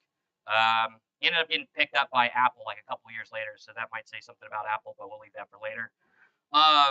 Ultimately, that's how the 80s and 90s were. People didn't do this for the money. They mostly did it for the memes, the lols, whatever. If you guys remember back during this time frame, most of the viruses were just destroying your computer. It'd be like, oh yeah, you want to get to that start button? Nope, now it's over here in this corner. It wasn't about like stealing money. Sure, there were like bank heists that were attempted, but you still needed to have someone courier the funds, right? $40 million was taken from a pretty major bank in 1994 by a Russian couple. They came back to the United States to pick up that $40 million from their bank account, and the FBI was there to pick them up, right? So it's a little bit different what it looked like back then. It just was who got the best victim, who could deface Microsoft's webpage. And the cost of damages were really based on what was ruined, not what was gained. That started to change around 2000. In the 2000s, the internet boomed, got everywhere, it was worldwide. So were your threat actors. How many of you actually used LimeWire? Yeah, so you guys remember how virus-filled that was. LimeWire, Napster, these guys like really enabled a whole new realm of cybercrime for 2 reasons. The first reason was you could start to purchase stuff on the internet. Credit cards made it onto the internet during this time frame. And threat actors were like, holy shit, that's awesome, right? And then we just gave them this distribution platform that they could just freely put their remote access Trojans everywhere. So we started to see a shift in how crime was happening. Phishing was transforming from those Nigerian print scams of trying to get you to send money, mail order to a different country, now to I'll take whatever credentials I can find, whether that be your bank account or your Neopets account. Like if the credit card's there, we're going to try to take it. Though still at this time, threat actors really still worked mostly in silos. We didn't really have the ability to communicate with one another securely without, getting caught. FBI was still pretty good at coercing people into giving up information at this time. So hackers were like, all right, I'm going to still stick around to myself. But the community of cyber criminals was growing, right? We started to see invite-only hacker forums starting to pop up during this time frame as well. And a fun fact about this particular decade, we used to have a 60% detection rate on 0 days. In this decade, we dropped to 20, which was the largest detection miss that we've ever seen, right? From then, we've only gone down incrementally. It's still going down, unfortunately, but this was a major shift in tone on how criminals were working in the environment. Then 2010, this is when cybercrime became an industry, and it truly is an industry. It's a marketplace. Silk Road, Bitcoin, Tor, these things really changed how cybercrime works. It gave a safe space for criminals to communicate securely and transfer funds securely. What I think was really, really interesting during this decade is we saw that initial access and credential compromise sales like skyrocket. I think it was like 4,000%. Like people used to trade stuff, right? But it was very much like, oh, I already know this guy. He's down the street. My mom's vouched for him. Right now, it turned into I don't know who you are, but if you want to buy 100 remote access Trojans, I'll sell it to you for 4 Bitcoin. Right? Um, and at the time, that was relatively cheap. Right? That's not to say now it'd be like roughly about $100. You could still buy about 100 rats for $1 each. Aided by Bitcoin, the industry really exploded. The fact is, during this time, we really didn't know how to trace through the blockchain. Yeah, everything was public. We still knew where the funds were going, but we didn't fully understand how it all worked. So an industry was born to where now there were marketplaces to buy and sell everything that they needed. And then in 2010, this is probably the worst time frame for many cybersecurity professionals. Government spying tools like Eternal Blue, other things that Snowden released, things that WikiLeaks released, these really amplified the tool sets for threat actors, gave them the opportunity to use tools that were used mostly for espionage, and now there was no fix for it, and nothing was coming around the corner as far as like fix actions, right? We still see SMB being just as insecure as it was in 2017. So pretty bad year, but it definitely got worse. 2020 happened, COVID happened. I don't need to be the first person to tell you that it definitely changed the world for the worst. I mean, cool, we get to work from home now, but that's kind of a problem. Don't get me wrong, I love working from home, even as an extrovert. But as a cybersecurity personnel, we have to see that the threat landscape has changed. Threat actors no longer needed to be internal to an intranet. They could just be internal to your home. And a Soho router is a lot easier to hack than a Cisco router, mainly because we never patch it, right? How many of you actually patched your Soho router? Okay, a handful, right? Likely, it's vulnerable to quite a few attacks. Hackers really had this new playing field in their advantage, and they took advantage of it majorly. I mean, in 2020 alone, we saw an increase of 300% reported. That doesn't go into the unreported, which is still a large portion of cyber breaches today. And then just as a fun little fact here is like 2021 last year, they dropped the numbers. About 70% of breaches now are financially motivated. So we've completely 180'd from the whole, I got Microsoft to, hey, I can make pretty good moolah here. The average cost of a breach is 4.24 million. That's worldwide. In the US, it's double. And then the average life cycle of a breach is 286 days.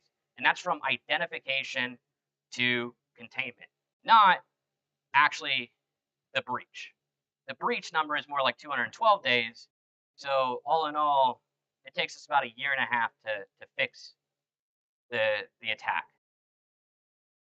And I don't think it should come as any surprise to anybody. The reason why that is ransomware, right?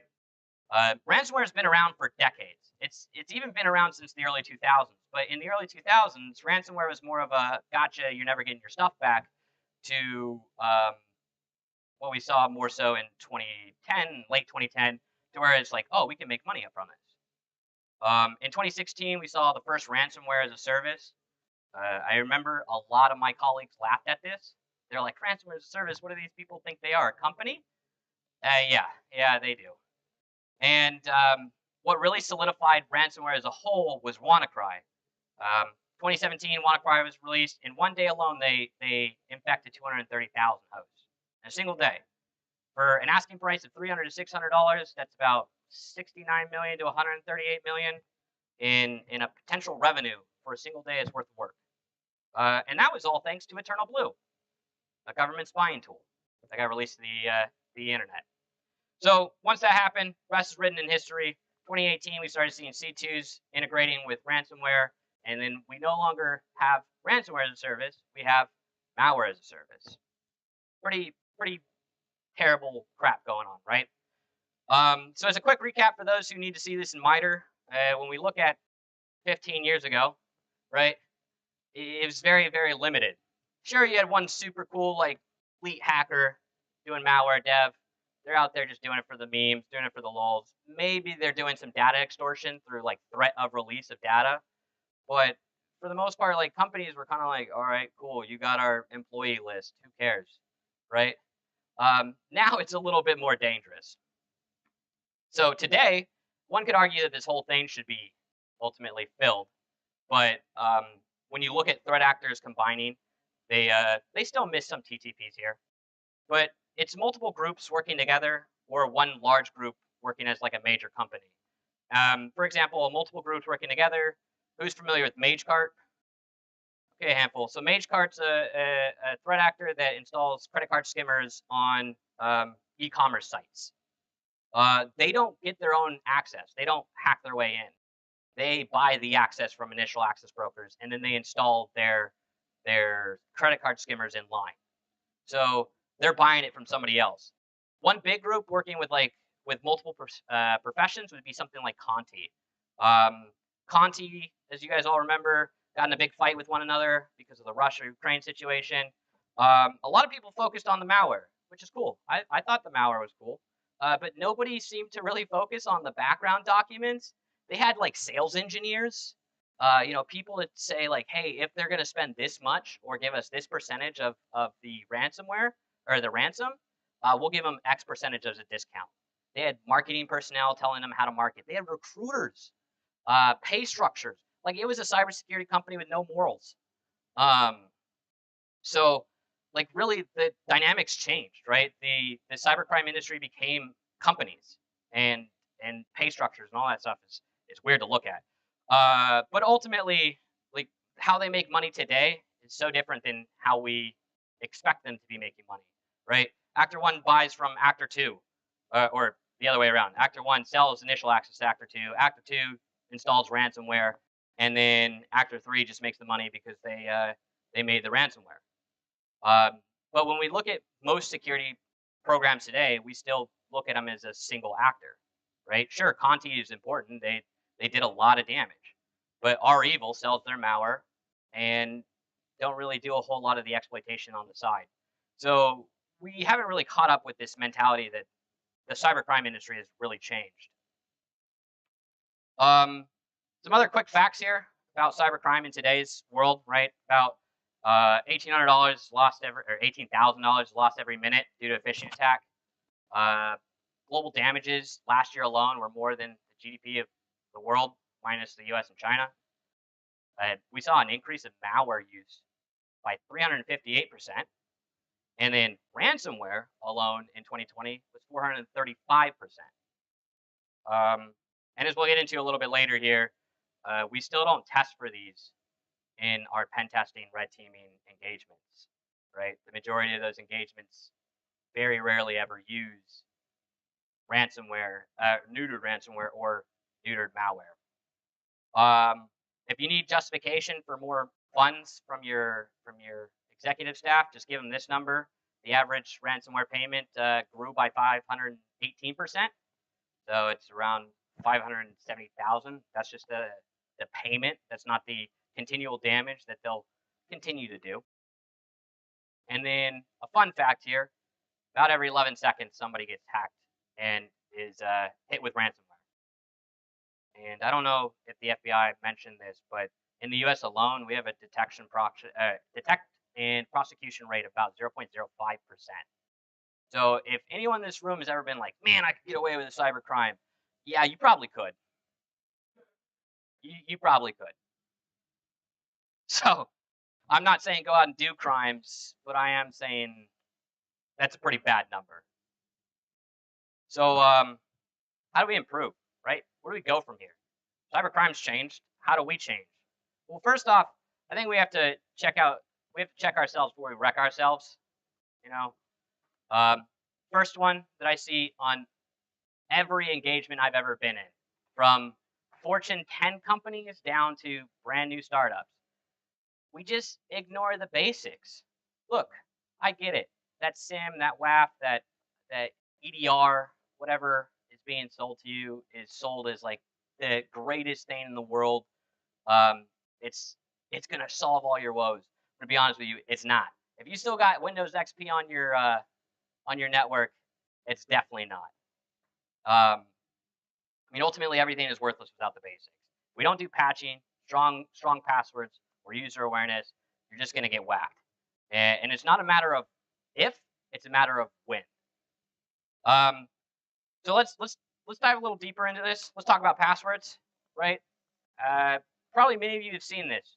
It's a chart that discusses the complexity of a password and the time it takes to crack it. And I'm here to dispel this myth. This is what the chart should actually look like. The ultimate reason here is there's a few things. First off, password reuse is the most dangerous activity or most dangerous practice in cybersecurity. I don't know why we still allow this, but stop letting your admins use the same password that they use for their low privilege user. Having the same hash, I'm like, oh, okay, cool. I've just privested. And I can tell you that's happened quite a few times. Also, stop letting your users use the same damn password. Password 11 bang bang is the same thing as password 22 at. It really is. And that's because we as threat actors, we as emulated criminals or criminals, we don't crack passwords. We don't brute force them, right? That chart ahead of time, yeah, it's true. If you try to brute force something of a large complexity and length, it's going to take a long ass time. But we've moved away from that. We now do something that's called password rules. Password rules allow us to take a password, let's say the base password, and set a set of rules to it, like NIS, with their 2 uppercase, 2 lowercase, 2 special characters, that kind of thing.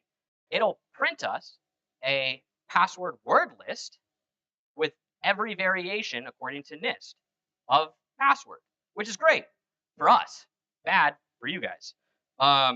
This just makes it really, really quick. It's easier to go through a password list than it is to crack things individually. What we've seen in our own engagements is we get about 10% of an entire company's passwords cracked using NTLM with just like hardware that you find in a laptop within 24 hours, just by using password rules. So pretty important. Ultimately, to have a good password, you need 2 things, which is entropy or chaos and key space. You can accomplish this by smashing your face on the keyboard, and it'll give you both. Ultimately, right? Other ways that we can improve passwords. We need to stop letting our users use really common stuff. If you don't have a password block list for your Active Directory or any other authentication, you need to. For example, password or season and then the year is so common. We can password spray in a region, and we'll find usually 1 or 2 passwords into an environment. Also, something region specific here. If we were looking to get into, for example, not saying that we are, Bank of America, right? Go Panthers 2022. If that's your password today, change it, please. Try to avoid using those regions, right? So we need to start blocking that stuff. But now that I'm telling you, hey, we need to start changing the way that we do passwords, we also need to change the way that we refresh our passwords. We need to stop asking our users to reset things every 90 days. Ultimately, if we're going to ask them to remember a super complex password, we need to not make it so that they go back into the pattern of just changing 1 character. So that takes length, takes complexity. Let them keep it for a year or something in that sense, right? We can still do password resets, just not every 90 days. But for you admins, you don't have a choice. Sorry, buddy. Ultimately, you should just probably implement a password manager.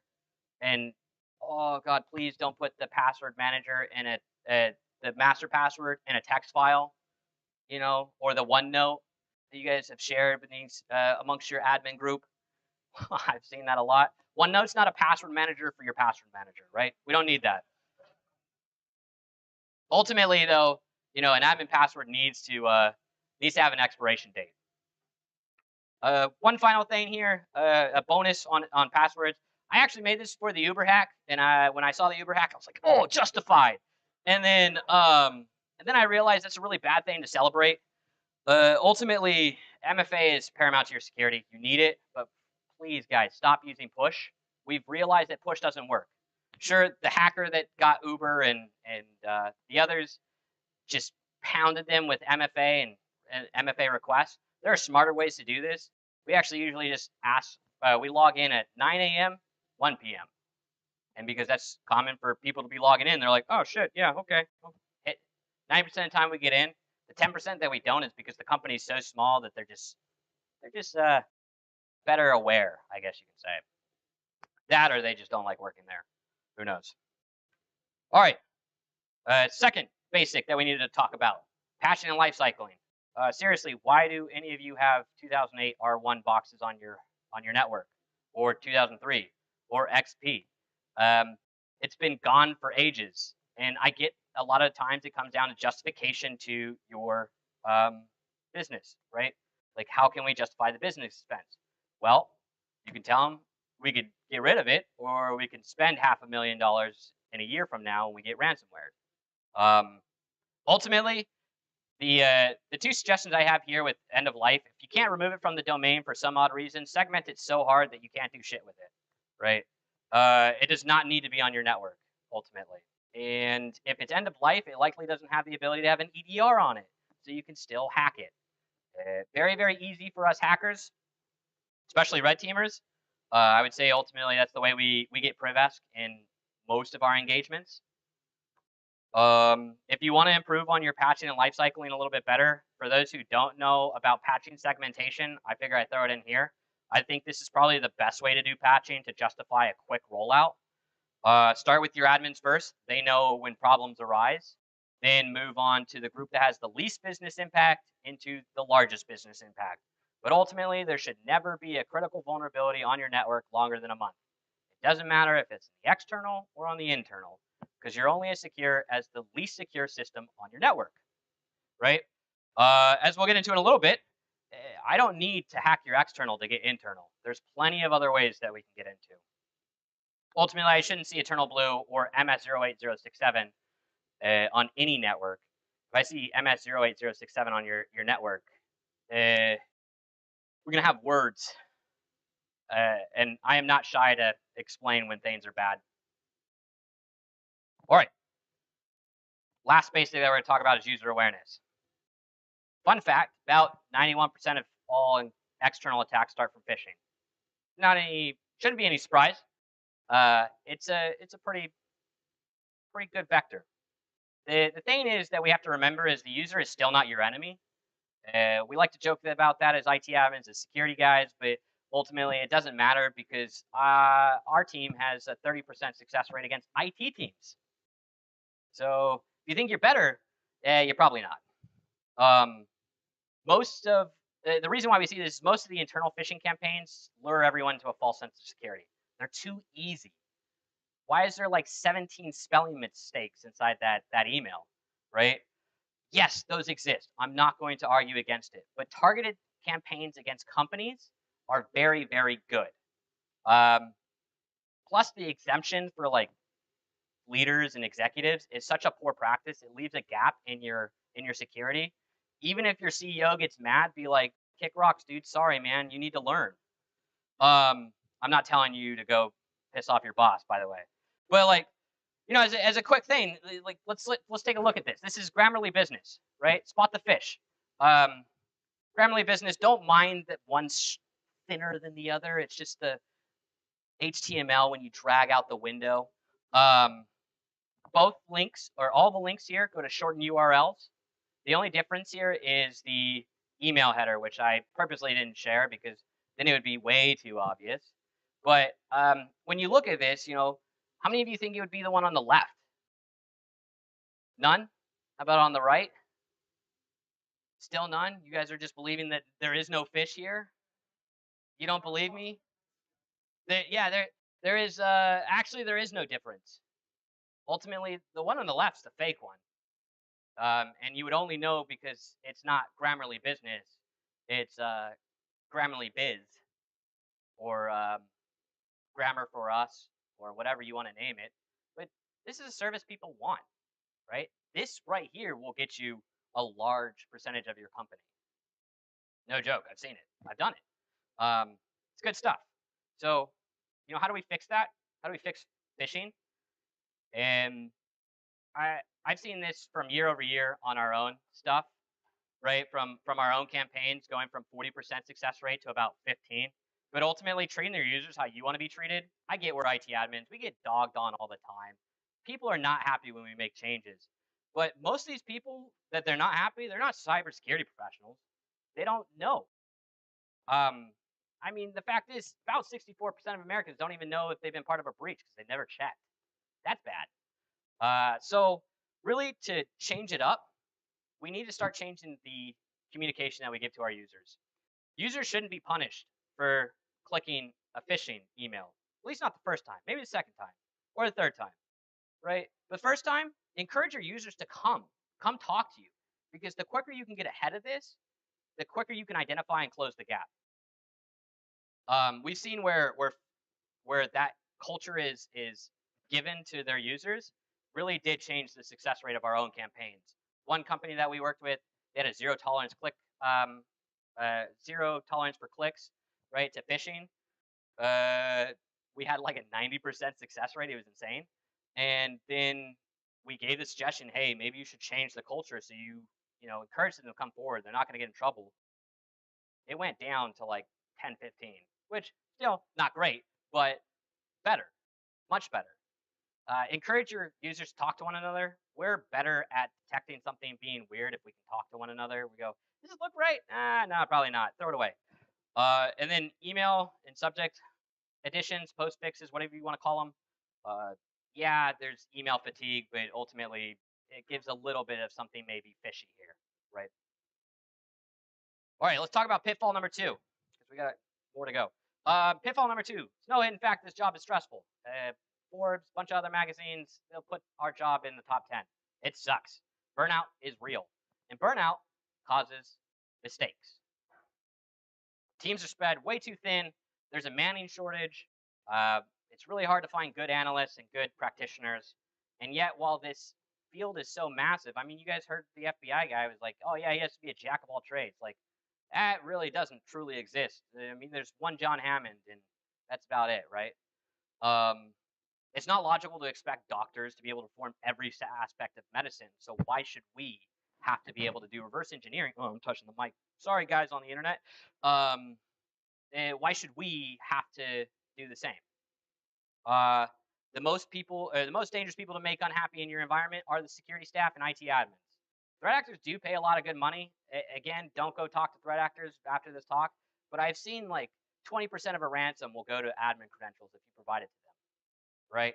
That's a good payday. You could retire in Belize with that. Probably not. But ultimately, it's the worst people to make mad.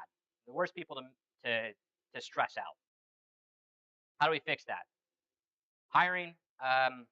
It's more than likely your HRs. I'm not blaming you guys. I think everybody in here knows.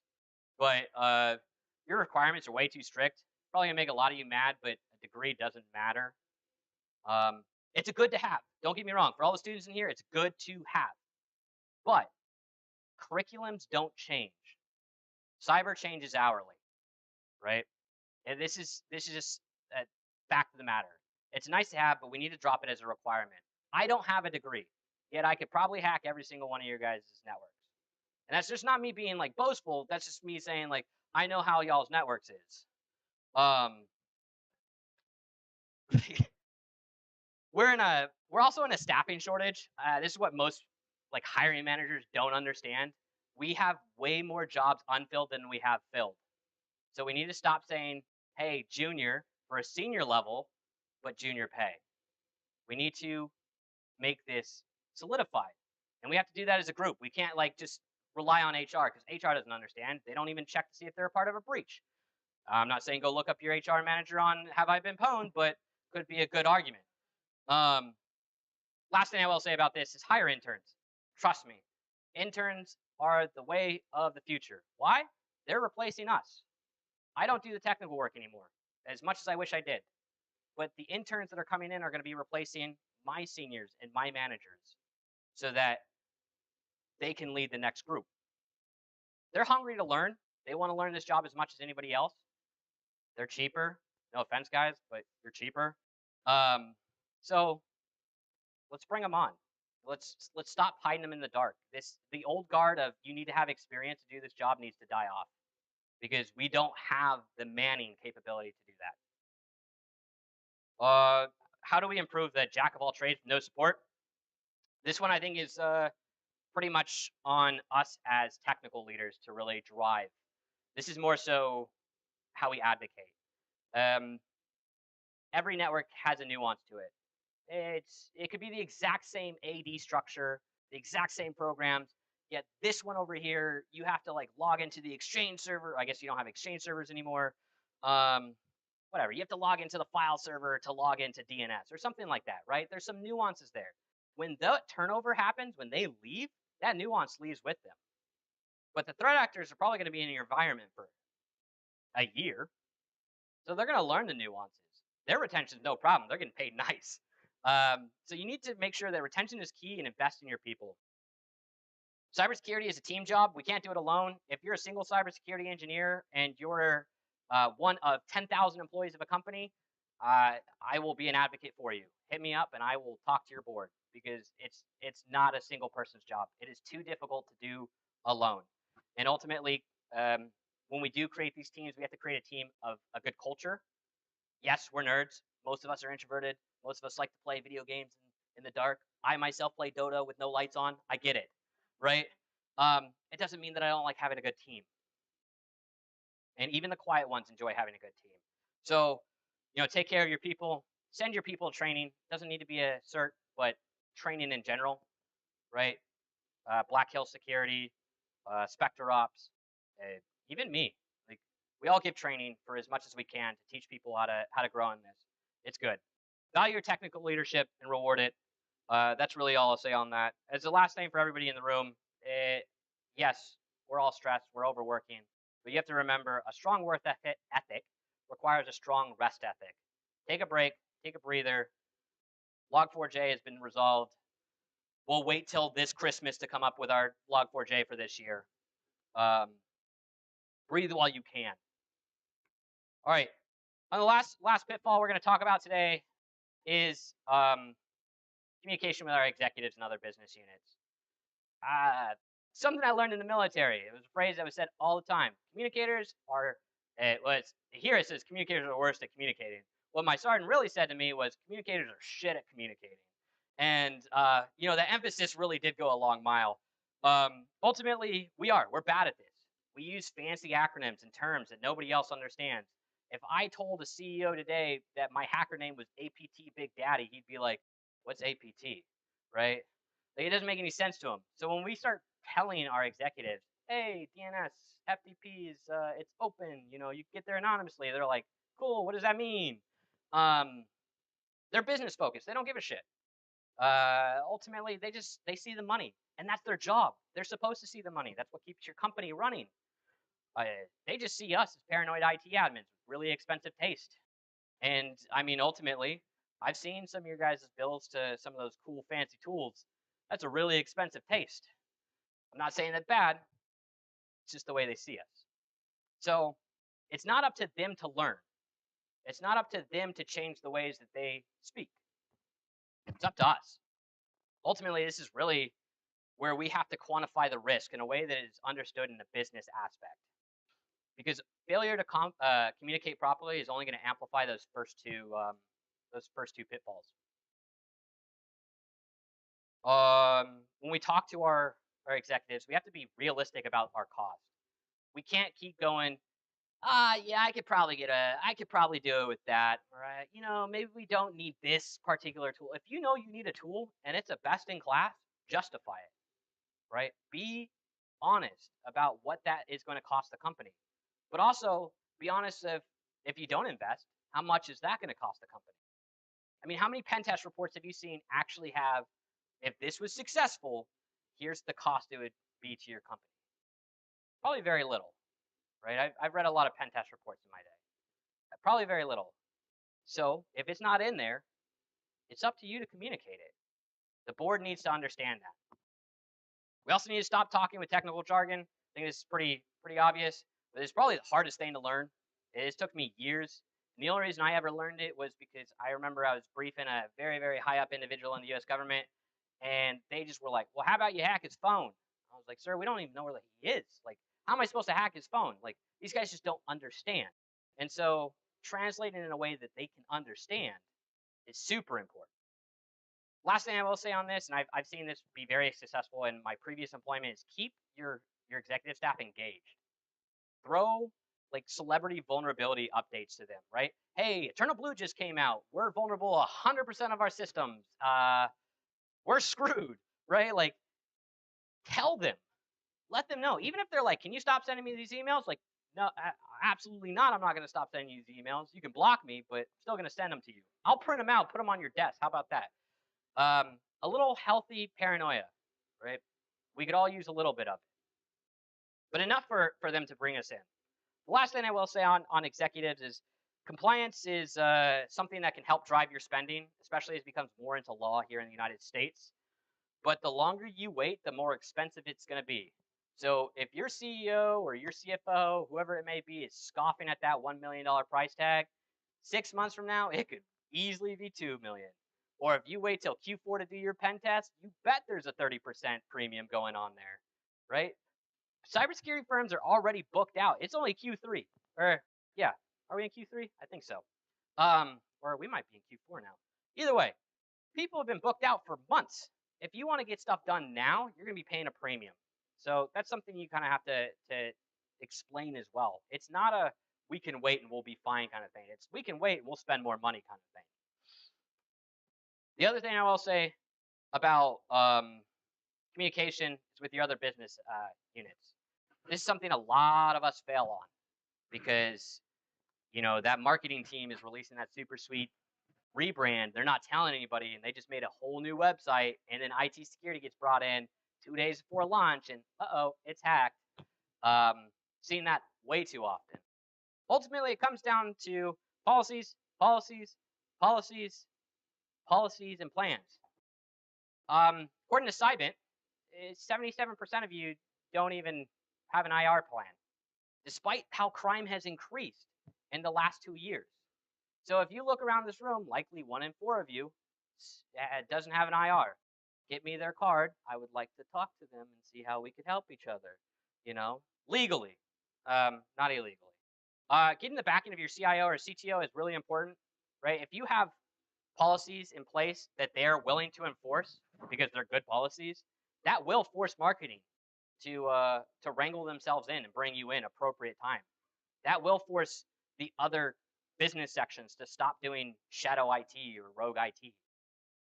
It's actually really important because ultimately policies translate to business speak a lot better than it's insecure, bro. Like, what do you want me to tell you? They don't trust us. Again, we're paranoid IT admins. Let's not be paranoid IT admins. Let's take the extra step. Let's actually fix some stuff.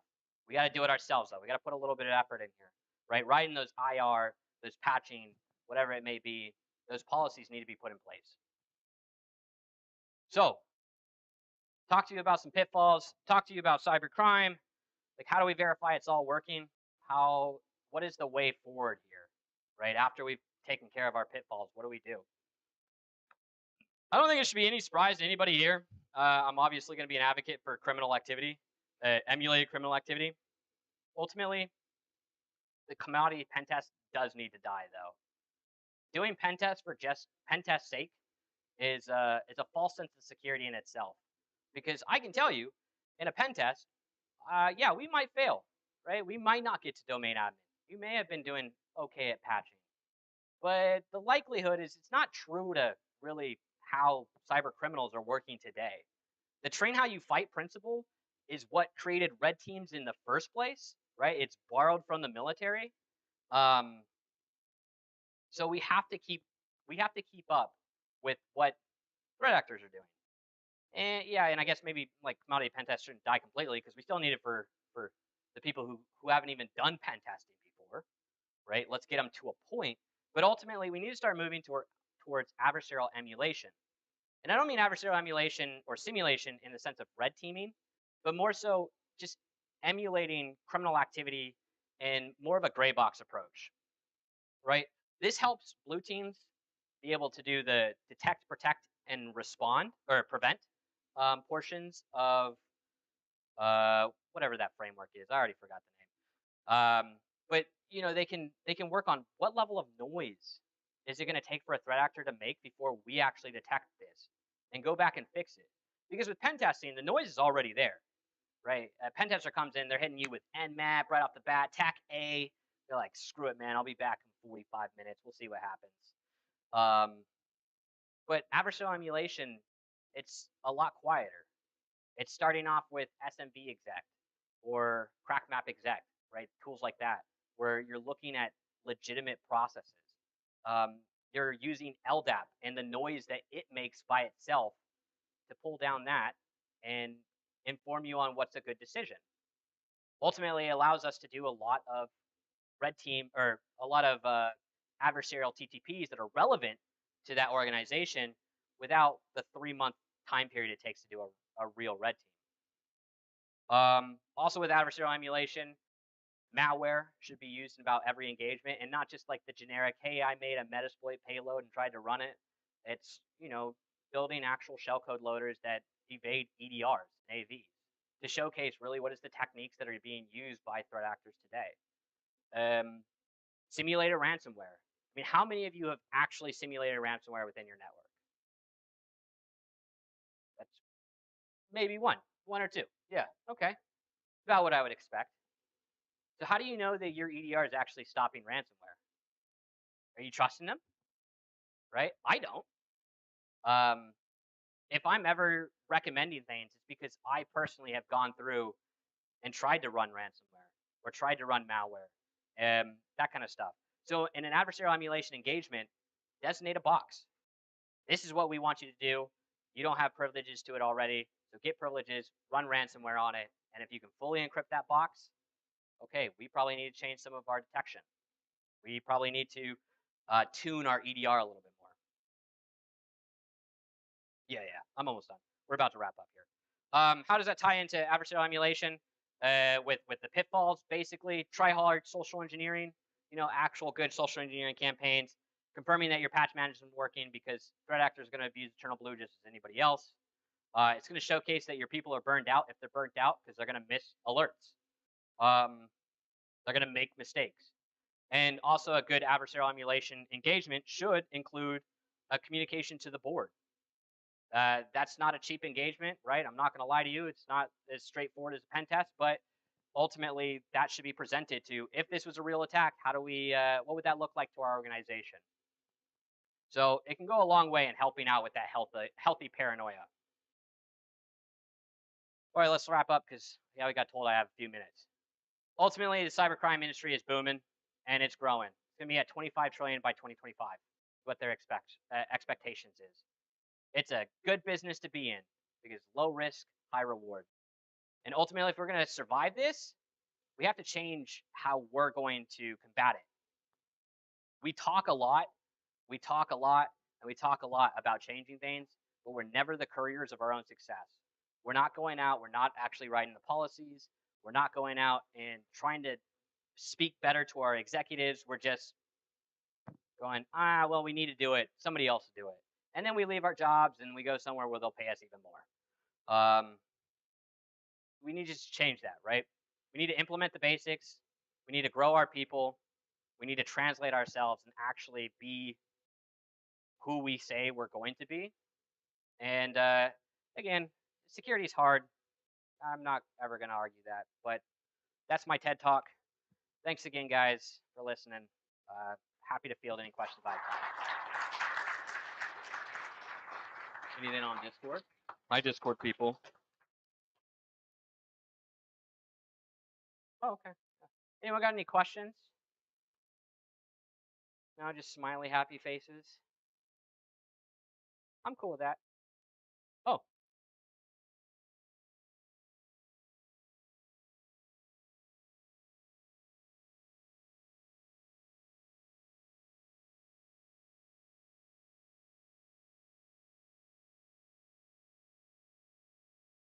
Yeah, so with red teaming, just because I'm a little bit more familiar with that side of the house, right? You don't have to spend good money to be able to really learn the craft. Funny enough, Microsoft really doesn't care if you download, their ISO and don't activate it, as long as you're not using it as a company. Don't listen to me, Microsoft. But you know, having a machine that you can purposely make insecure and then downloading like Kali Linux as a base distro is always good. You don't need Cobalt Strike to have a good C2.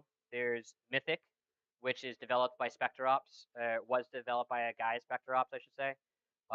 Has the capability of installing similar implants, time-based implants. You have Silver, Covenant, right? There's all sorts of just free material that's out there. The hard thing in cybersecurity is we're really bad at combining all that knowledge into a single space. So learning's been mostly up to us. This has been changing with TCM and Black Hills, SpectreOps, groups like that that have really been trying to drive the change into making it so that we can learn the minute facets of like malware dev or Windows domain exploitation. But ultimately, everything's out there on the internet, right? That's the beauty of it. But I would start off with Kali and a Windows 10 box that you purposely made insecure.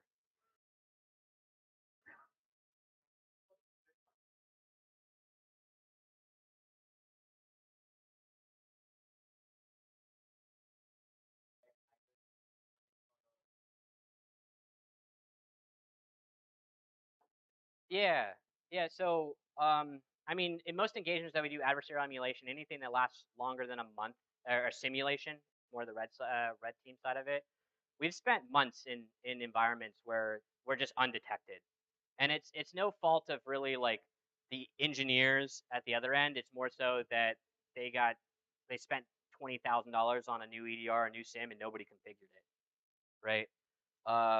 Pretty much every TTP that's out there can be detected, even all the way down to the kernel level.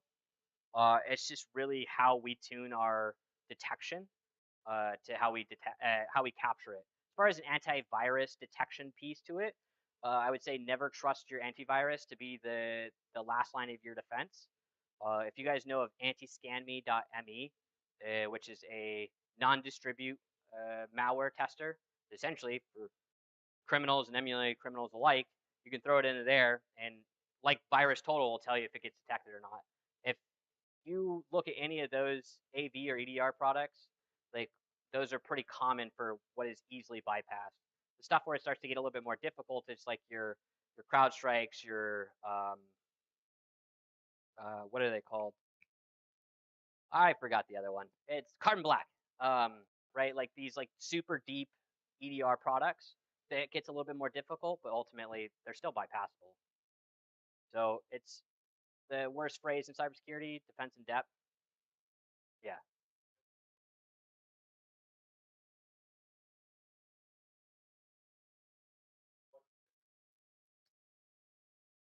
Yeah, yeah. So most of it is just like a Windows process that we've disguised to look like any other program. I've made malware that disguises itself as a remote management program for like an MSP, um, which most users are like, "Oh, new MSP, sweet, download." Right? Um, as far as communication outbound, HTTP, HTTPS, DNS, these things are very, very easy to just use. You don't need a constant connection. It just needs to go, hey, I'm alive. And then the server goes, hey, here's a command. It goes, thanks, I'll see you in 10 minutes. So it's really not hard to obfuscate like the communication portion. I think I'm at time though. I'm at time. If you guys have any other questions, I'll be out there. I'll answer them. Happy to be here, and thank you very much.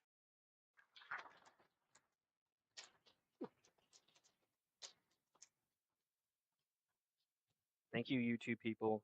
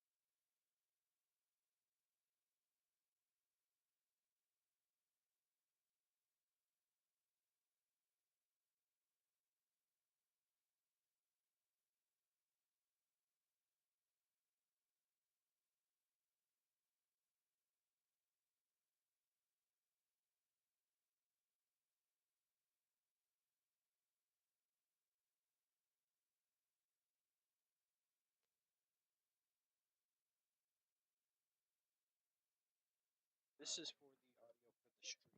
Okay. Want it somewhere like there.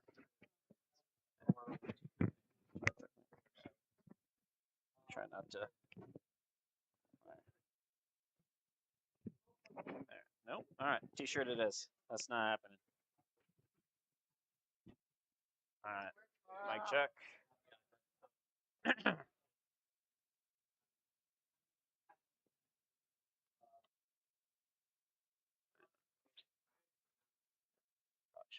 Up there. Let's see.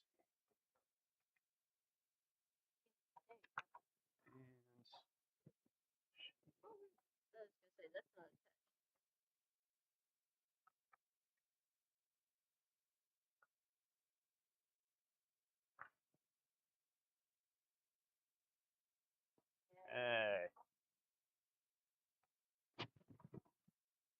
Perfect.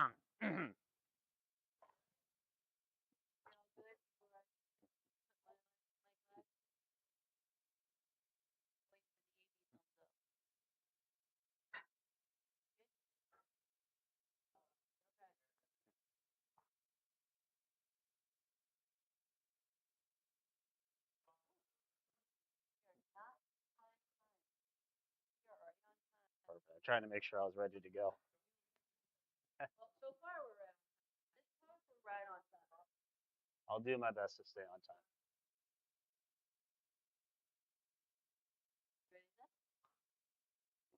Good morning. Like, wait, what?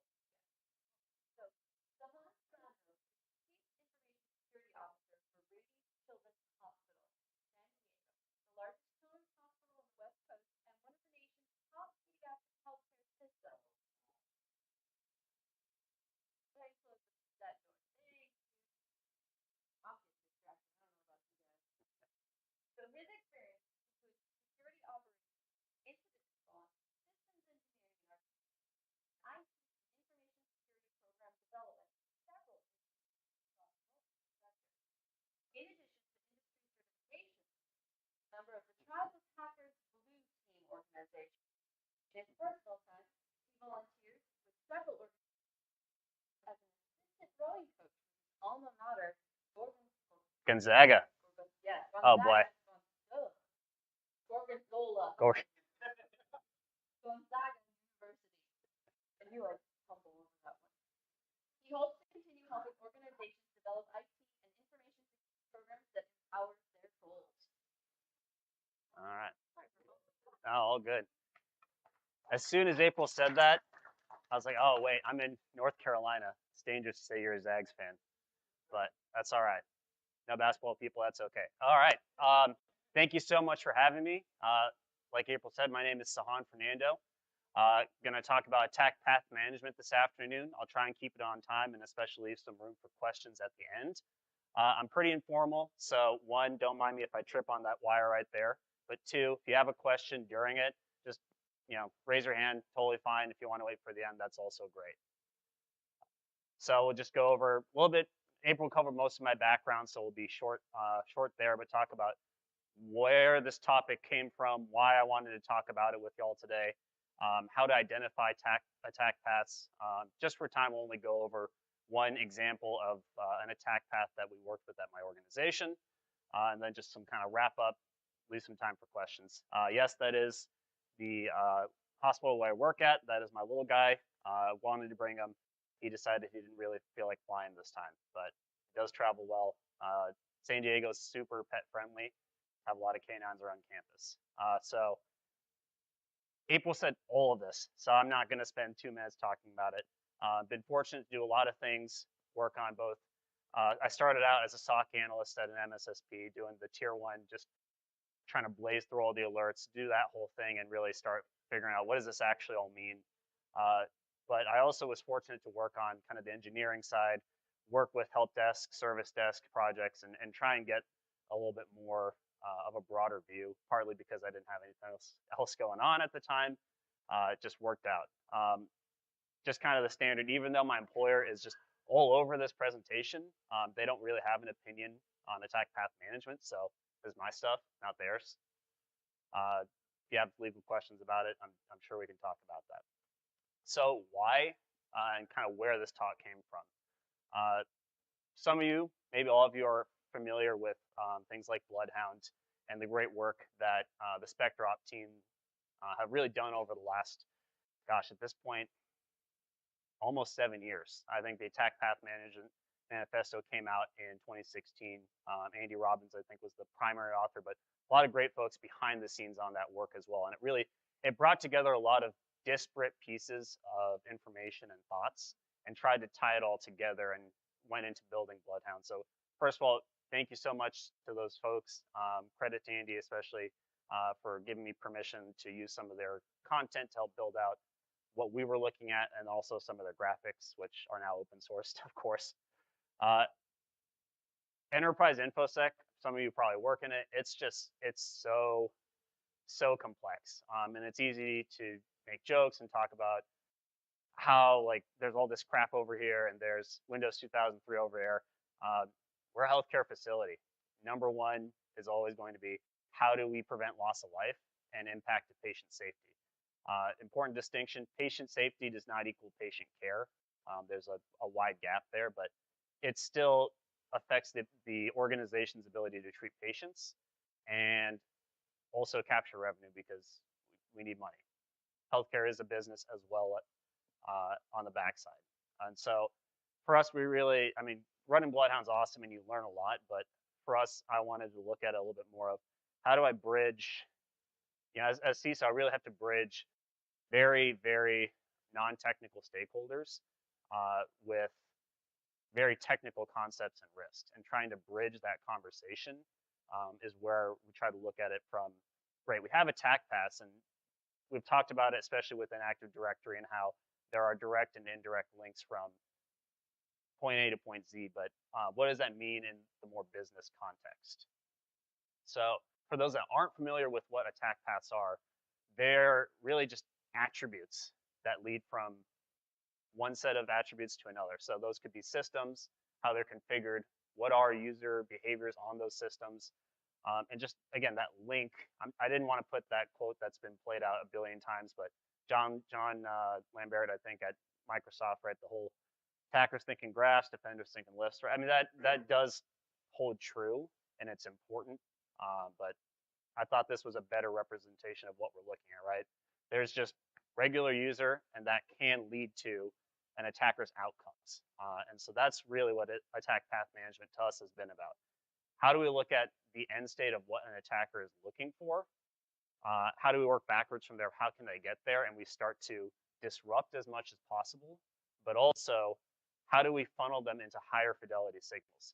Risk is just inherent in the system, right? I mean, we always talk about it at my org in terms of like chaos theory. I'm a big Jurassic Park fan, and everything's all related and mixed together, and it's one thing over here very much does lead to another thing over here. And so if we start to navigate through the noise, how do we force them into more like choke points in ways that we can detect the risk we've chosen to accept, versus giving them opportunities to be silent in the background and just get away with whatever they want to do.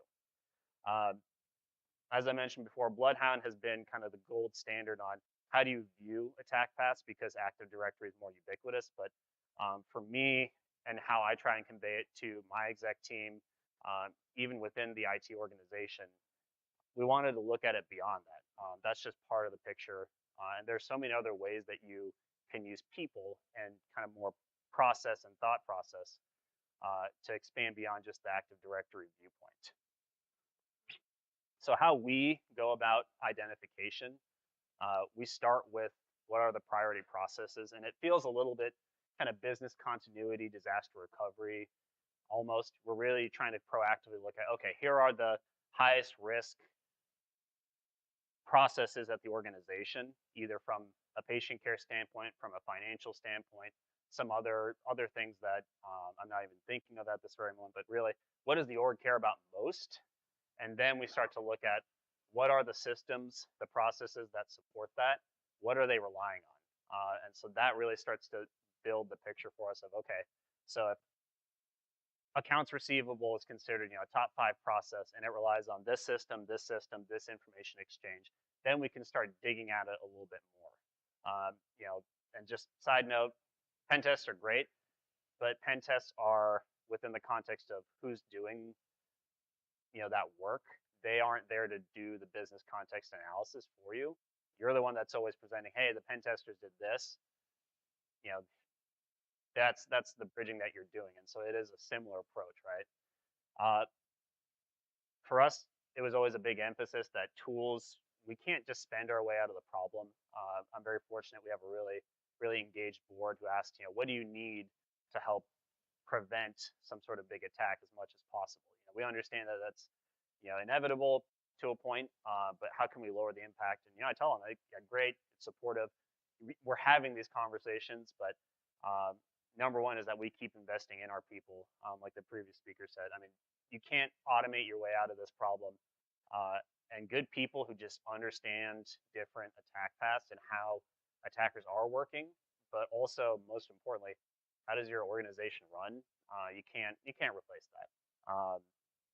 And consultants can only do so much. So for us, some of the tools though that help empower our team to identify different paths.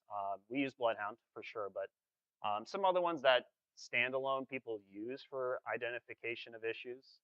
But we try and tie that together. So we do have like Shodan monitoring on the external side, right? We want to know if something gets opened up that we weren't planning on it, weren't aware of. Ping Castle, also a great tool. Not as many folks use that, but very complementary to Bloodhound. Bloodhound looks at attack graphs.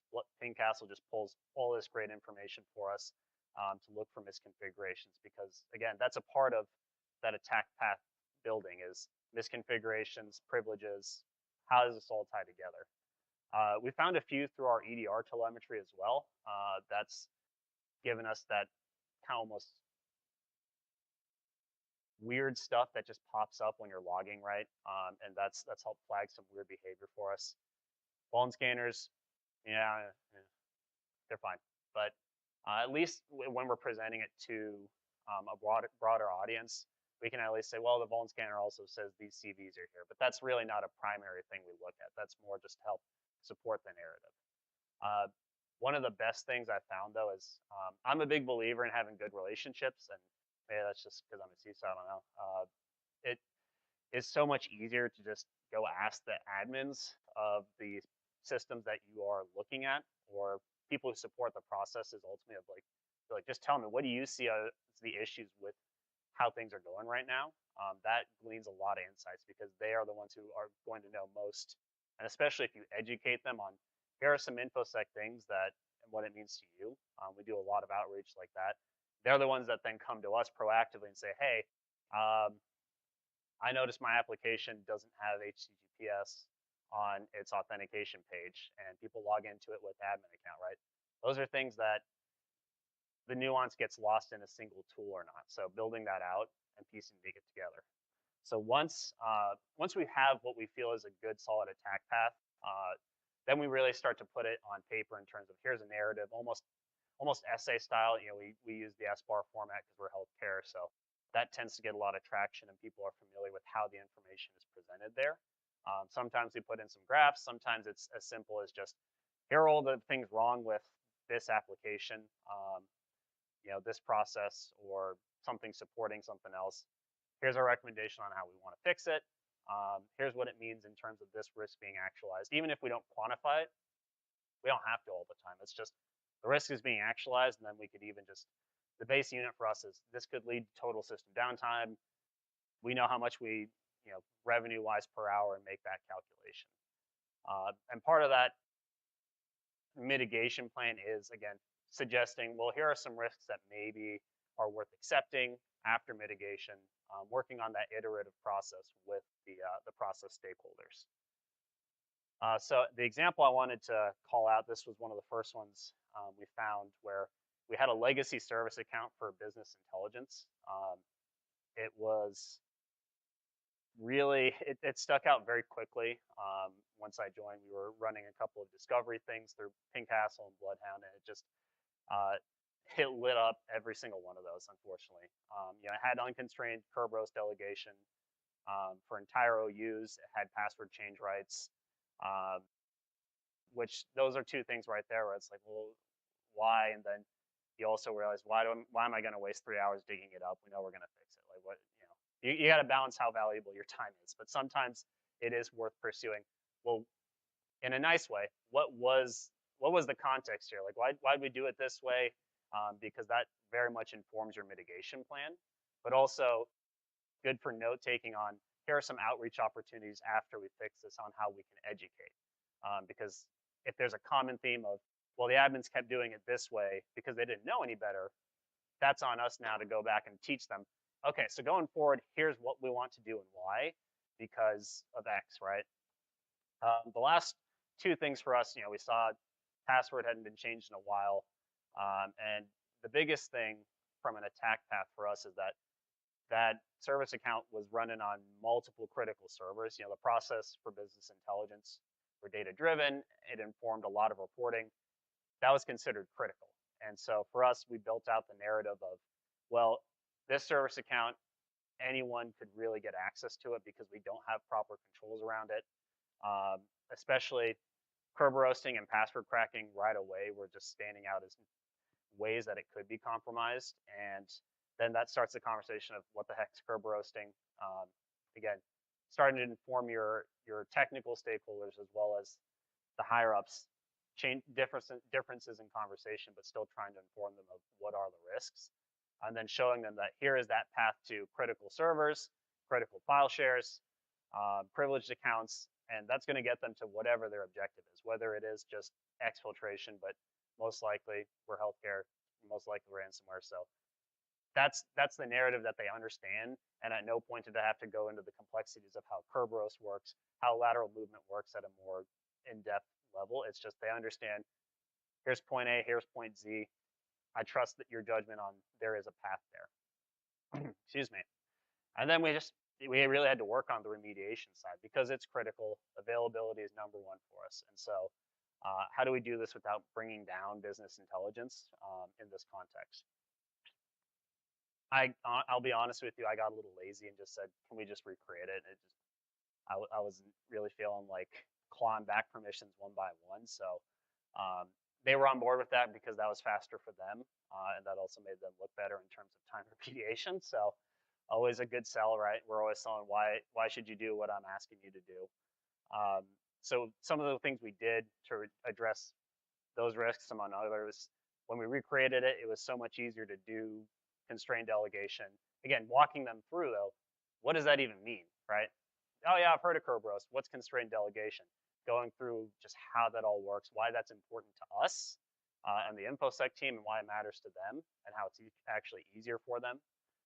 Limiting the logon rights, all these things are just, they don't know until you educate them.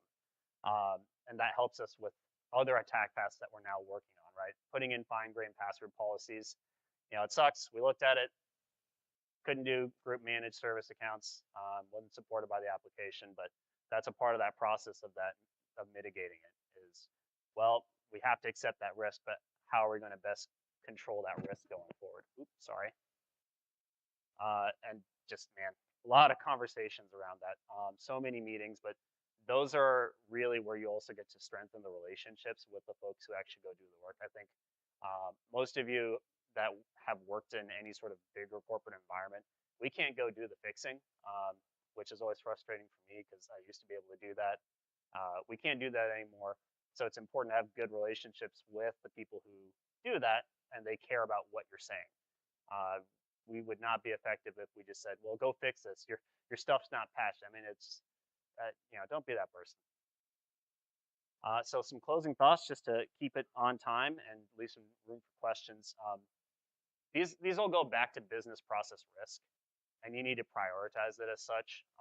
For me, it always is about, having gone through the pediatric health system as a patient when I was younger, I get it to a point. It was never anything as bad as what other kids have to go through, but you need to work on why does this matter and how are we all working towards those strategic objectives and putting risk always within that context. Otherwise, it really is just kind of talking into the void, and that's just, we want you to be more effective. I mean, that was a big thing for me in submitting this talk is how can we empower you to be a little bit more effective and some other ways to have those important conversations.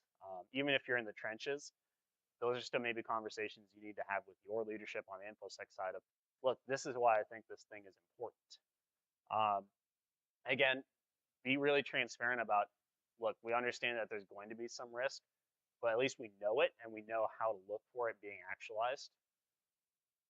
Humans being the foundation of this cannot be understated. Like your internal folks, you can't outsource everything. Some things it helps, but this is the sort of thing where you have to know what's going on in the organization.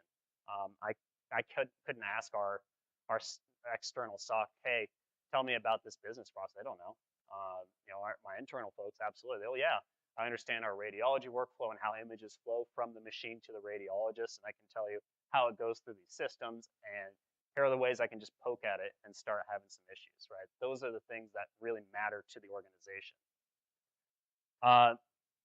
You really do need to continually see it, assess, and validate, though. Just because you think you have closed off an attack path doesn't mean it's closed forever. And one of the dumbest examples I've seen is, well, they shut down the vulnerable server, and we thought we closed down the attack path. This wasn't at my organization, somewhere else. But they didn't delete the VM, and so they moved virtualization platforms and turned the VM back on. And it's like, okay, well, we weren't monitoring that, would have sat there as another 2003 server for some time until, it was discovered. So that continuous assessment and validation model really does help and drive the value. And last note, on a value standpoint, right, everyone knows lateral movement, privilege escalation are the big things that attackers are looking for to get to their objective.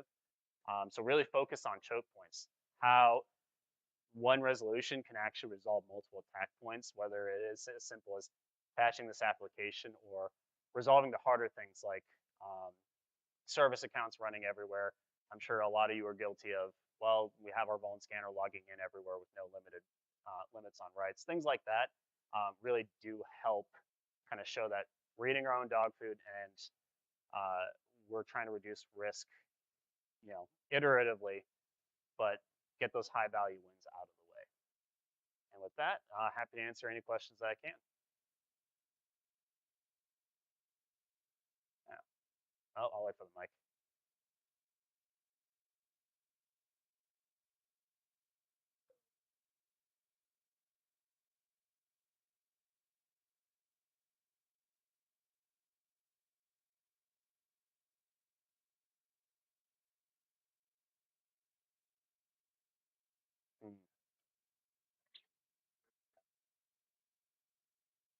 So, number one to me is showing that you have, actions mean everything. Showing that you care about their job and showing even the tiniest bit of empathy is huge.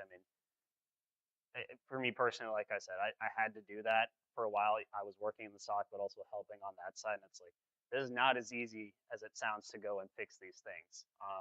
And they're also the ones that are the first call if something breaks. And having irate physicians and nursing leadership, that no one wants to be in that position. So understanding kind of what they're going through and talking to them, just as humans, realistically, it's like, hey, we've got this thing. I know you're busy. How can we work on making this the appropriate priority level? And a little bribery goes a long way. Even in remote work, hey, there's $10 to Grubhub, buy some tacos or whatever. We try and do that. And for me, I think personally, I also just during different meetings or whatever, I just treat them like any other peer. It's like, hey, how's it going? How's life going?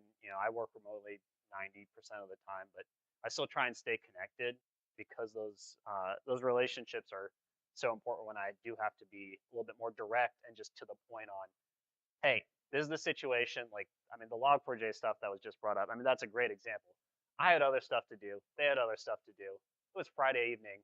I was at dinner. And it's like, great. Okay, well, so how are we going to go fix this? I'm calling you in on the weekend. We got to bring everyone together and just ascertain what the heck's even going on.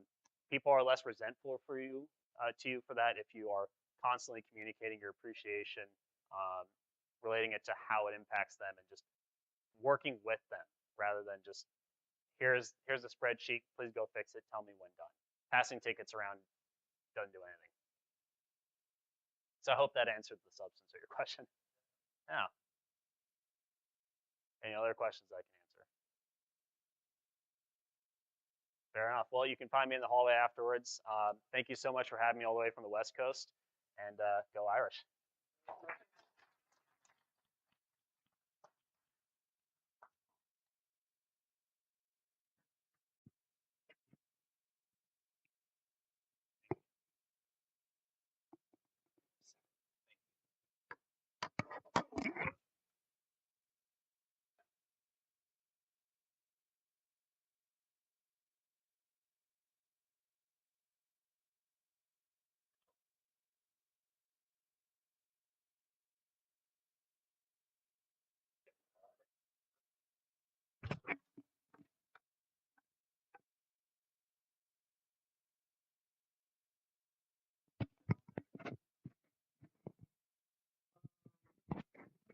Yeah, just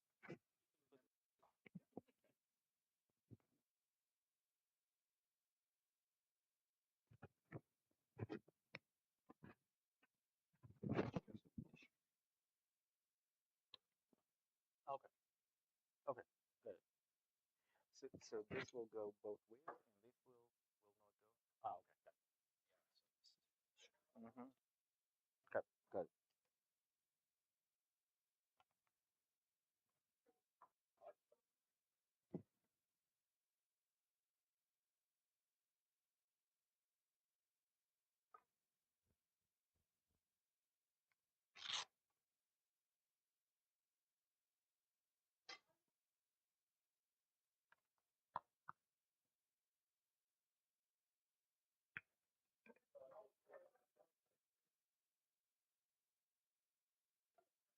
How do I?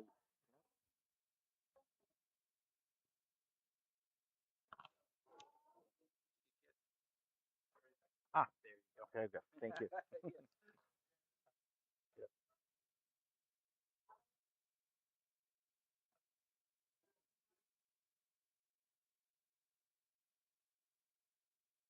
Oh, yeah. Yep.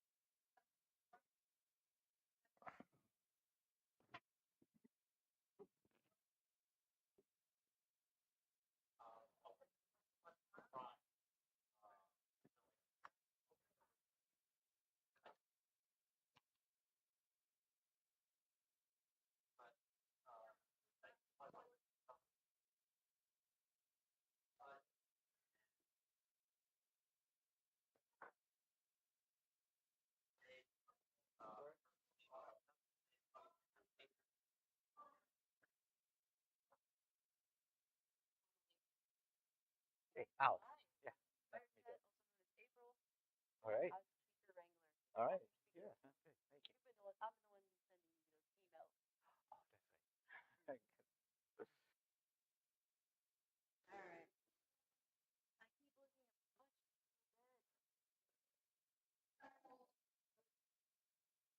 dead. Got you set up.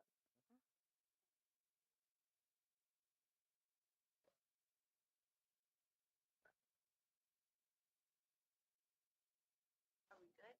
The intro?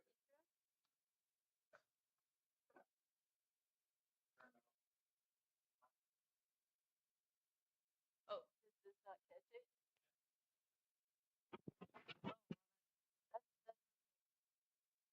That's when I was pre-recording. I didn't do it against the thing. Intro separate. Alright, pre-read this. I'm very sorry. So if I stumble over it, All I right. apologize. No problem. Ooh. Hello. Alex architect for over 15 years. 2006, company Sun Oracle, and then Rose. The security that he started at Alexander web.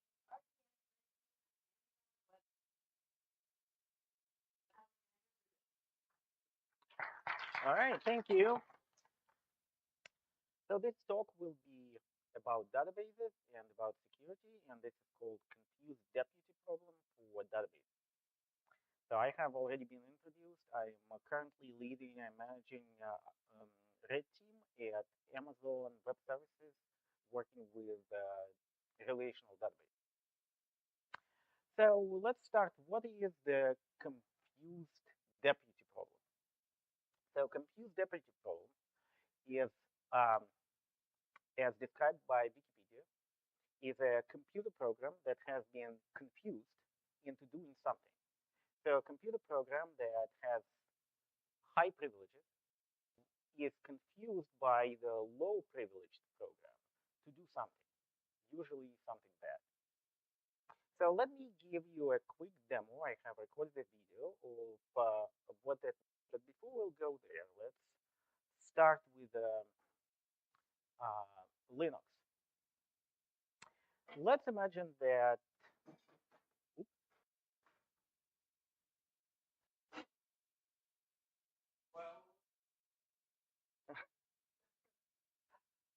All right, so let's see.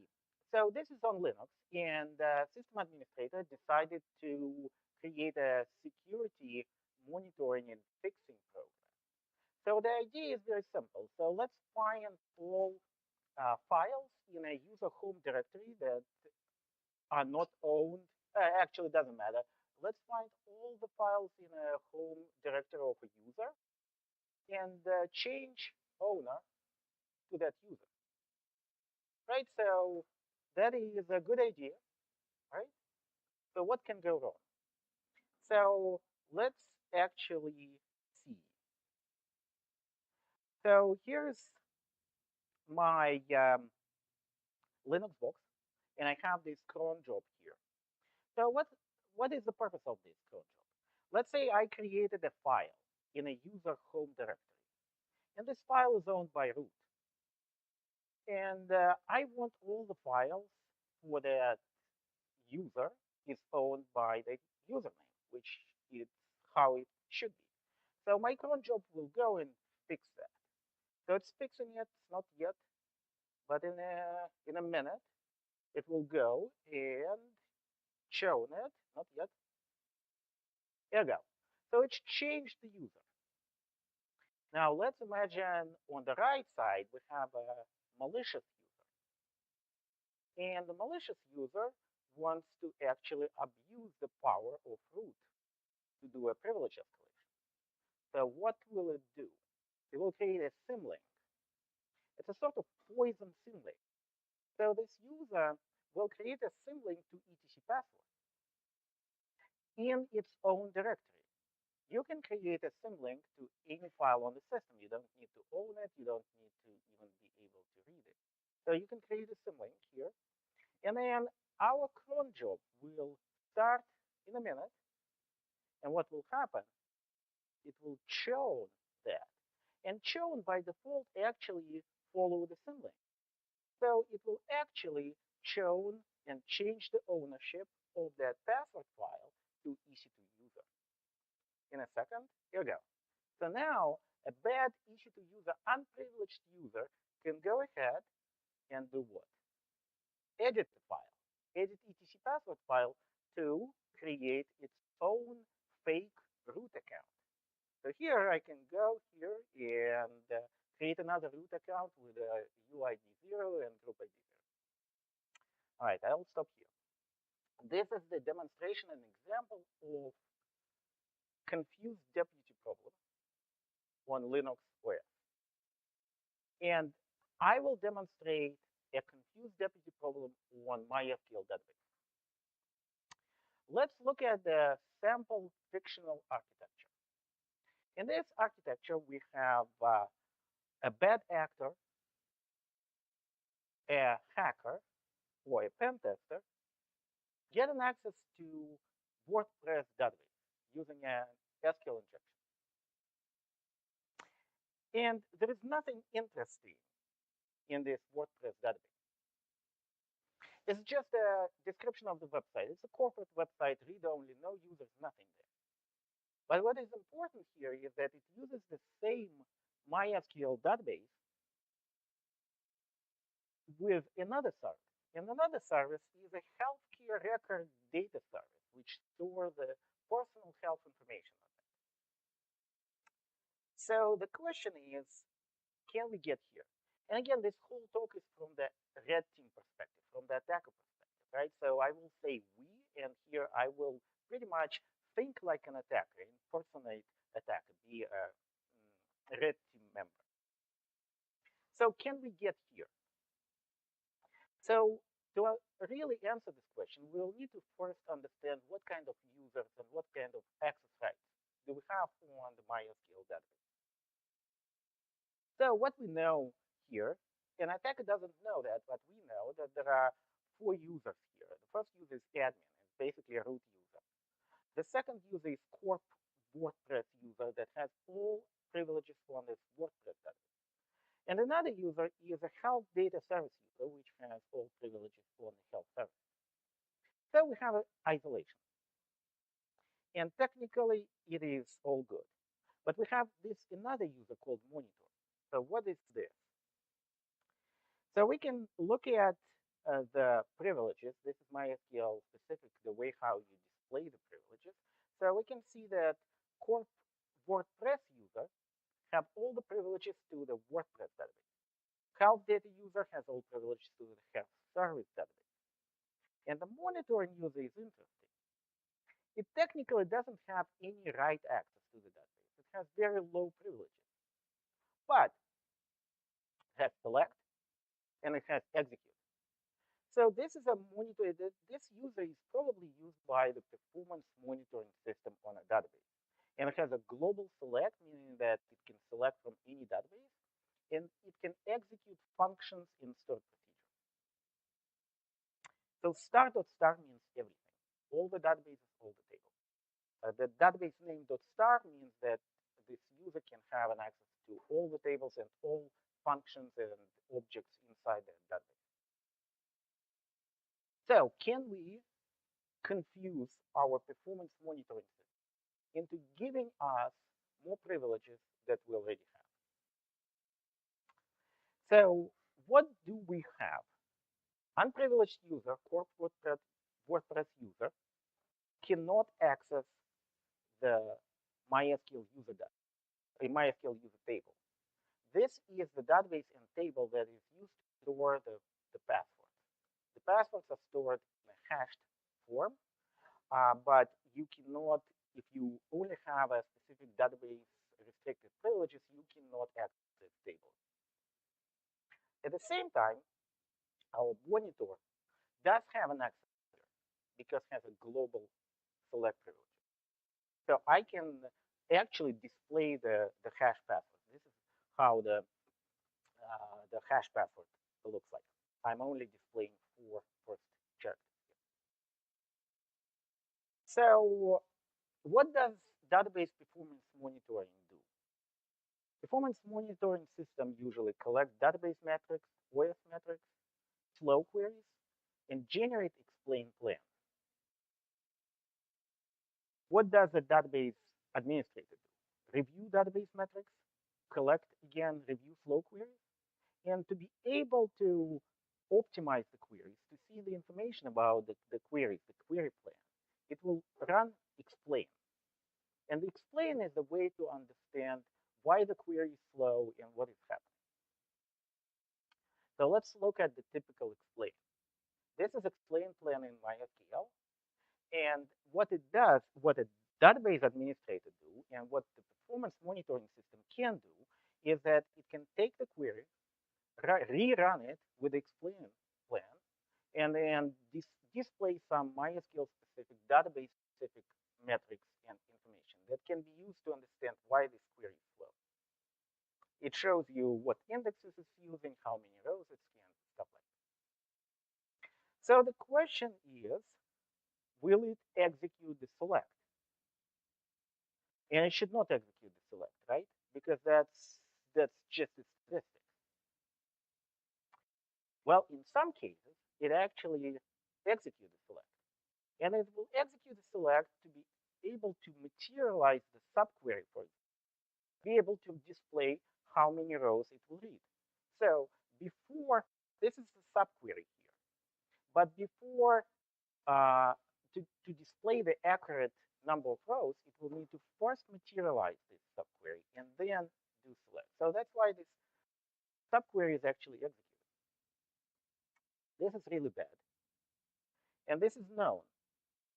That has been known for about 2 years, I would say.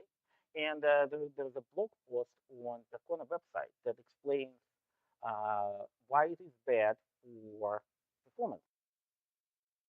So basically here, I have a query that does nothing but sleep.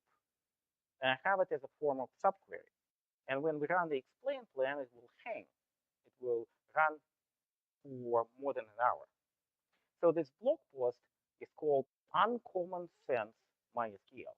This is uncommon sense for the database to actually execute the query. Now, how can we, an attacker, a pen tester, use that to escalate the privileges? So let's take a look. We have on this fictional architecture, we have 2 databases. But in addition to that, we have a performance monitoring system. And this monitoring system is constantly collecting flow queries. It will collect a flow query from both WordPress and health records database. So when it will collect the flow queries, it will save it and run explain. So our attacker controls the WordPress database and can create any objects here. It can create tables, functions, views, whatever. So let's create a proof of concept. The first thing what we will do is we will create a function, an exploit function.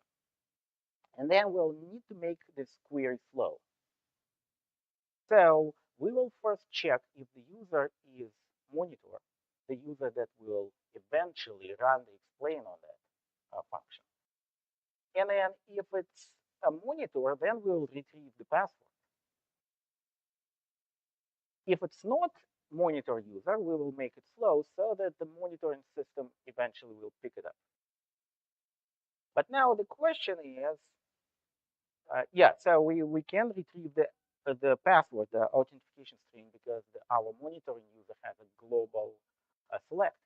And if it's a MySQL specific, if you have a global select, you can retrieve anything from the MySQL.user state. But the question here is, how do we save that? The monitoring system only has select privilege, right? It doesn't have any insert, update, delete privileges on the database. So the question is, how do we pass it back to attacker? And the answer is we have a definer.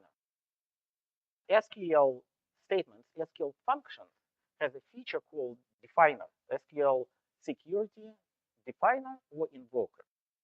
So what that really means is it works as a similar to suid bit in Linux. So you can specify SQL security definer, and you can specify the owner of that object. And if you run that function, then it will run in the context of that user. So this function that I created as save, it will be run as my context. So it can actually write to my database that I control. So let's put it all together. We have an exploit function. We have the save function. So if the user is monitored, then we will retrieve the password from the MySQL.user table and save it into our database, into the WordPress database. So here I'm attempting to retrieve the admin user password, but I can also do monitoring user password. So now we can save the admin password to the attacker control table. And I have created this demo, which will demonstrate this attack, and we'll see how it works. So let's see. First of all, we have an attacker here on that side. And the attacker, we created this exploit function, and we created the save function, and our current user is Corp WordPress user. So we have created this P table, and the P table is needed to store that, whatever we retrieve. Now we generate a malicious slow query. This slow query will look like this. So we created a subquery so that when it will execute explain, it will need to materialize that, and then it will execute it. So this is running in the context of WordPress, a user. So that's 3 seconds. And then on the other side, we have MySQL DBA. And this MySQL DBA retrieves the query and tries to understand what is happening. So it will run the explain plan. That can be actually done by the monitoring system, which will be fully automated. So database administrator run this, scrambles their head, trying to understand why this is slow, while our attacker retrieves the password. So our password is here. And this is MySQL password, which is SHA-1, double SHA-1. So what we should do next? We will try to brute force that password, right? And to brute force the password, I have started up my GPU instance on EC2 and installed a hashcat. And I put my password here. And let's see. So the password, this is my SQL password. Again, I removed the star so that the hashcat can pick it up. And then let's take a look. Let's see, I will use rocku standard password file. And it actually took less than a second to brute force this password. And the password is pass. And this is actually very common. That's why lots of database administrators don't pay much attention to the monitoring user passwords because they think that this doesn't matter. No one will ever get that. That's a low privilege user. This is not the case. So here we have retrieved the password. We escalated our privilege. We used the confused deputy problem to retrieve the password and brute force it. So recap. Database privilege escalation. What we did, we have confused the monitoring system or our human database administrator to run something with a higher privilege that we have. And then MySQL explain actually execute the statement, and it should not. That's a big issue in MySQL. But also, whoever created in this fictional scenario, whoever created this monitoring user created that monitoring user with a global select and execute privilege. Execute privilege is essential to be able for that user to run the function, to execute the function. So, thank you. Result. We got monitoring using password hash. It was a simple password, was easy to crack, and as a result, our attacker was able to connect as monitoring user and download the whole healthcare information system, including the personal health information, diagnosis, whatever. So that was fictional scenario. We successfully, as an example, we successfully escalated our privileges to get healthcare records. All right, what about PostgreSQL? PostgreSQL is more complicated. I will talk about the PostgreSQL scenario on BSides RDU in October. So that's all. We're hiring red teamers at Amazon Web Services. So if you're interested, please come and talk to me. Thank you very much. All right, questions?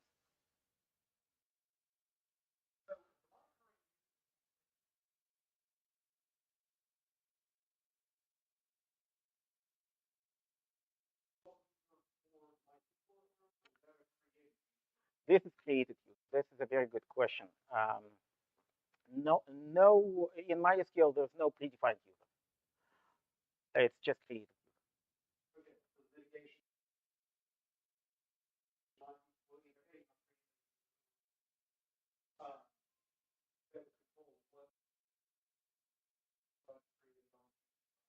Correct, but also there are some monitoring systems that will either create the user for you or tell you how to create the user.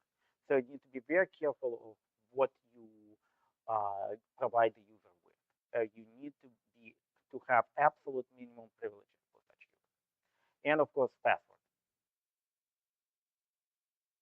Any other questions?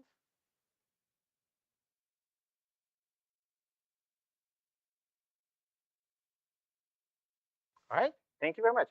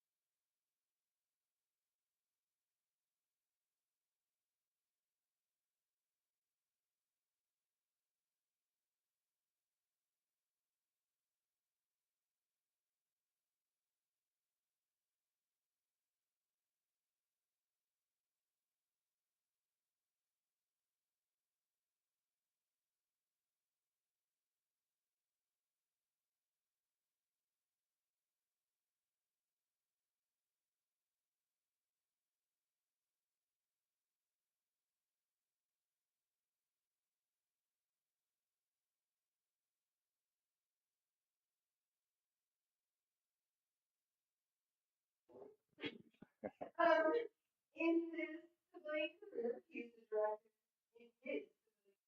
He's the director of application security and content team lead for staff based application security training platform. He leverages his security knowledge and experience as a developer to educate knowledge coding developers to be part of the security team. Enjoy the 5 o'clock of the day. I appreciate it. Thank you for that intro.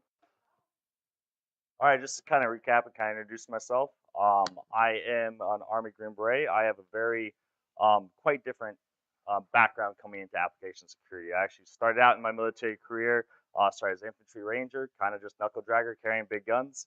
Went into special forces, got picked up and selected, and they said, hey, let's make him a medic. So I spent the next 8 years as a medic in special forces. So of course, when I got out, I was like, hey, let's get into AppSec. So I've kind of like part of my lead into getting into the application security was that it was kind of a long path. On my way out, I knew I loved some of the stuff about technology and wanted to really get into cybersecurity. And then, of course, anyone starting in cyber means, oh yeah, I'm just gonna become a cybersecurity guy, right? And then you get into the world and you're like, that doesn't mean anything, right? There's a million different specialties out there and paths you can take to become in something sort of cyber. The nice part for me is I found a passion as a software developer while I was kind of figuring out my cyber career. So I worked for a few years with Lockheed Martin, .NET developer working in that space. And then I kind of was able to finally bring the passion for security together with the passion for software development and kind of become application security. So, and like I said, like she said before, I work as the director of application security for a company called Security Journey. We're a SaaS-based platform that teaches how to do secure coding into the process with hands-on experiments and a bunch of other stuff like that, right? Teaching secure coding to developers. And great news for us is early, about a few months ago this year, we were acquired. So kind of a big plus on our progress as a company. So today, though, I'm here to talk to you about taking my experience from the military and from the time being a Green Beret and translating that into how we can do application security better and building a better program. And the way I do this is I don't want to sit here and just run off a list of things that are going to tell you how you should approach these things. I'm going to tell you a story. And I'm going to take that story and then we're going to start applying the things that I have learned throughout my special operations career that takes that story and allows you to build a better application security program in your company. And out of all the stories I could pick, I'm not going to pick a story where everything happened right and everything was a good day. Because those days that we have those stories, you don't learn anything, right? The day that I come in and everything just checks the block, everything goes, we high five and walk out the door, what a great day. It's a great day, that's awesome. You didn't learn anything, right? You learn things on your worst days when everything goes wrong and everything kind of falls apart, right? So that's the story I'm going to tell you. Now, before I get into my story, I do have to start out with one cool guy photo. I like to point out the fact that the one guy in this photo that is not wearing a kit does not have his gun, and it's riding a motorcycle is me in the far corner. So it was back in about 2015. This was my first deployment as a medic with Special Forces. This was my first mission on that deployment. We were in Logar, Afghanistan, doing operations. We had just gotten to a new base, and at this base, there was having a serious problem. Every couple weeks, we were getting mortared from a local village. There was about 1.5 kilometers outside of that base that we were stationed at. And it was becoming a serious problem because every couple of weeks, the mortars would come in. There's threat of people getting injured on the base. We're having to run and hide. But the problem was the stance of the base at that moment was no one was doing anything about it. They'd get mortared, they'd run hide. The people that dropped the mortar would run away, wait a few weeks for it to happen again. So we came up with a plan with our partner forces of how we would interdict and respond to this. So we went on a mission about 1.5 kilometers out of our gate with 100 commandos and our entire Special Forces ODA to go through and basically clear through the entire village that we were getting mortared from to find out who was mortaring us and to stop it from happening. Now, one of the things a lot of people don't understand what Special Forces is. So this is kind of what a team looks like. Special Forces ODA is SF ODA, so Operational Detachment Alpha. What that is not is the A team, right?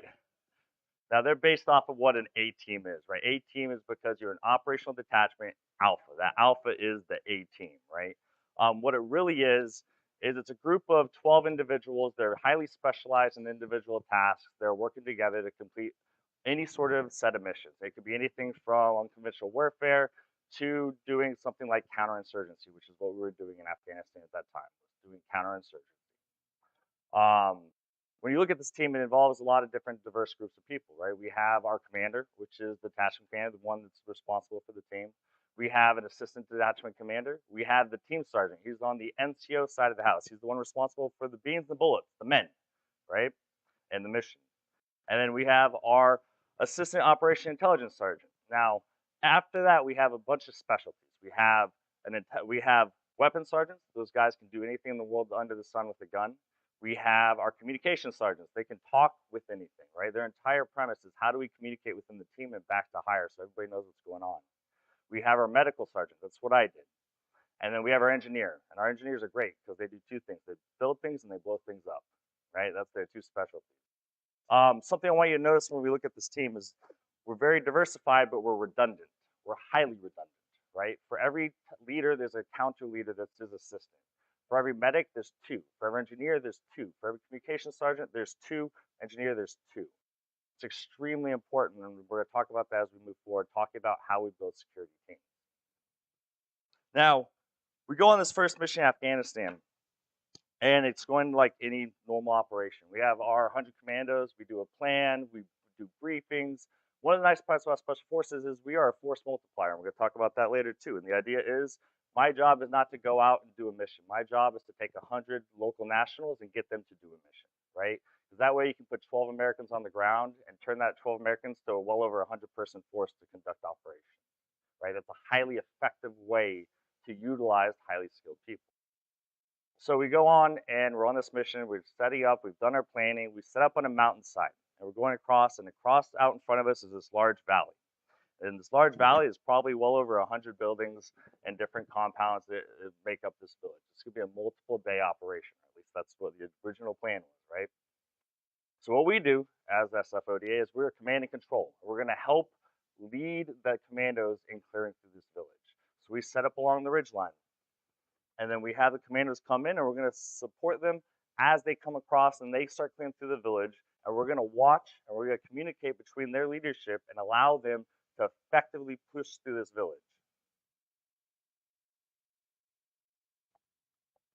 Now, it's about a little past sunrise, and we're just passing through the first valley when the first gunfire started happening. And the worst part about this is they hadn't quite reached the village. The commandos had come down the hill, the mountainside we were on, and they were clearing up into the village, and they started taking fire from a sniper. So you have a lot of people in a big open field taking a lot of fire. Now, what I will say is our commandos are great. They were great. They listen and they do the best they can, but they are not all trained to the highest level as us coming in and teaching them are. So one of the first things happens is we took a casualty. Someone was shot in the middle of the field, and everyone around him was afraid to get shot. So what's everyone else in that field do? They run, right? So now all of a sudden, we're in this situation where we have a man that's been shot in an open field by himself, that's lying on the ground, and we're taking fire, and we've lost all communication because everyone's gone and scattered. Right? At this point, a lot of tension's rising, right? So we have their chain of command that's with us, right? So they're higher ups, and they come up to us, and they're like, "We have a man down. You must rescue him. Go get your American helicopter and land it right there and pick that guy up." So just to let you guys know, that's not how that works. Even if I was laying down, shot in the ground, there's no helicopter coming to get me. Because what happens when a helicopter comes to get me while we're all getting shot at? Got a helicopter that's now shot at and now on the ground. Now we have to rescue a helicopter and a whole lot more people, right? The first thing you have to do before you react is you have to pause, you have to think, and then you have to react.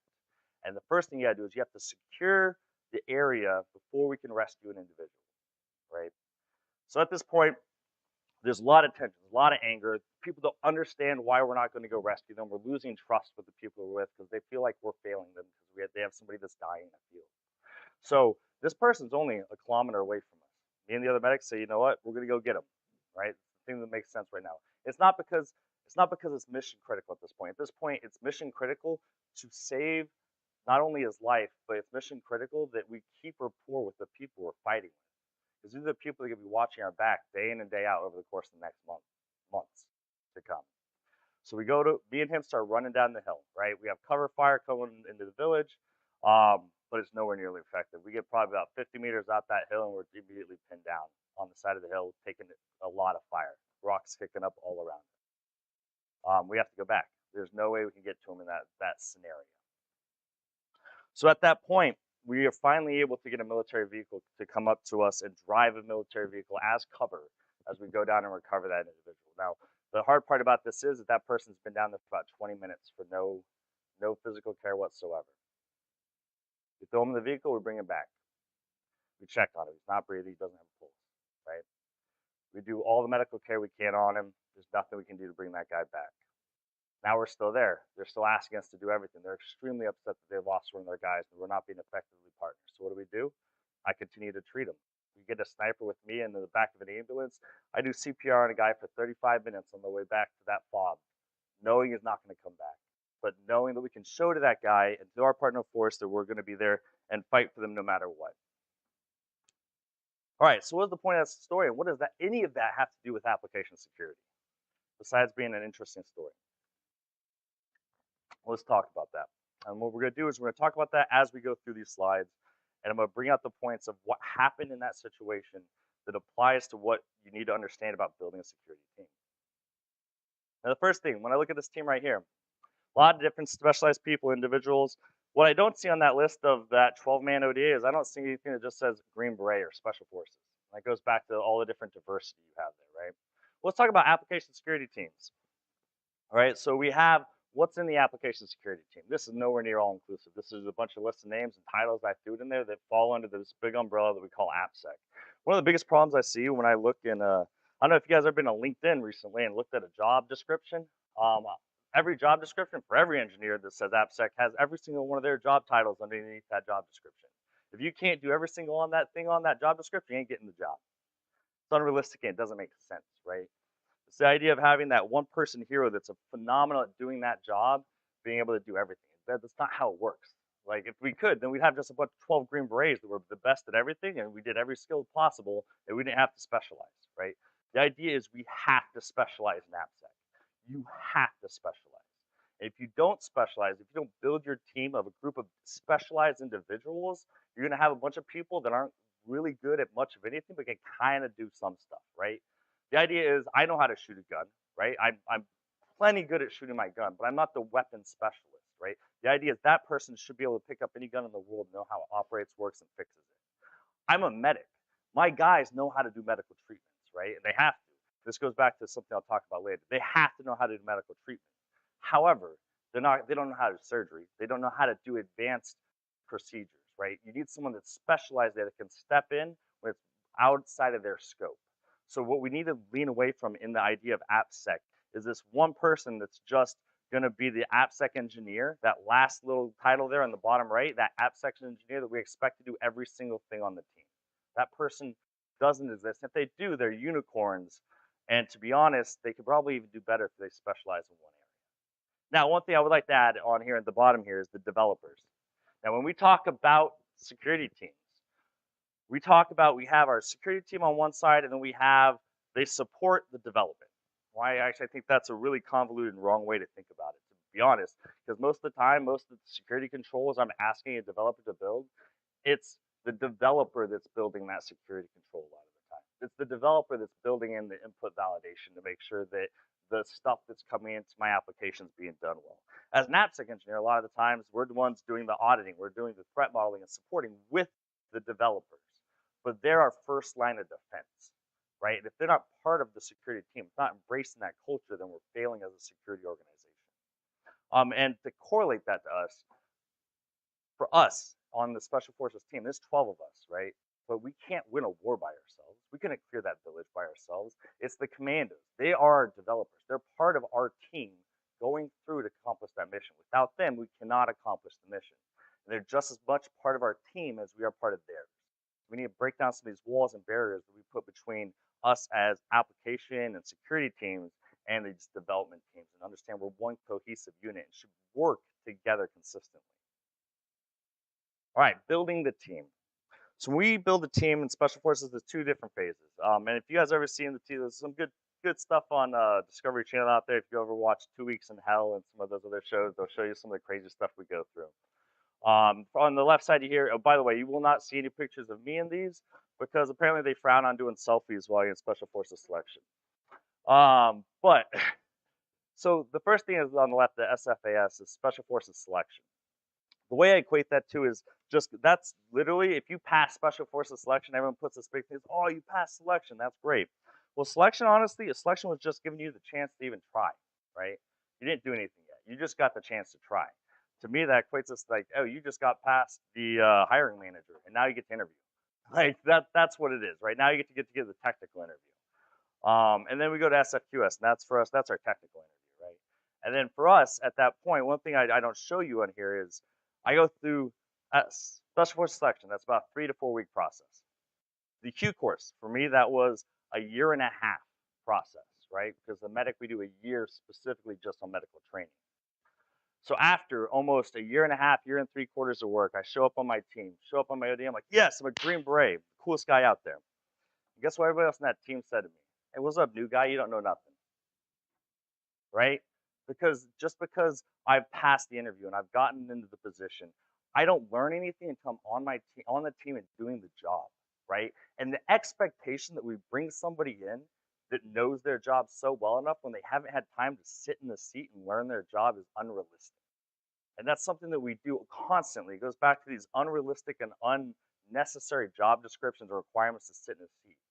It is so much more valuable to take someone that's ready and eager and wants to be there and train them to be into that position and allow them to sit in that seat and grow to be what that position is. Because to be honest, until they sit there long enough, they don't know what that position is. They haven't learned it.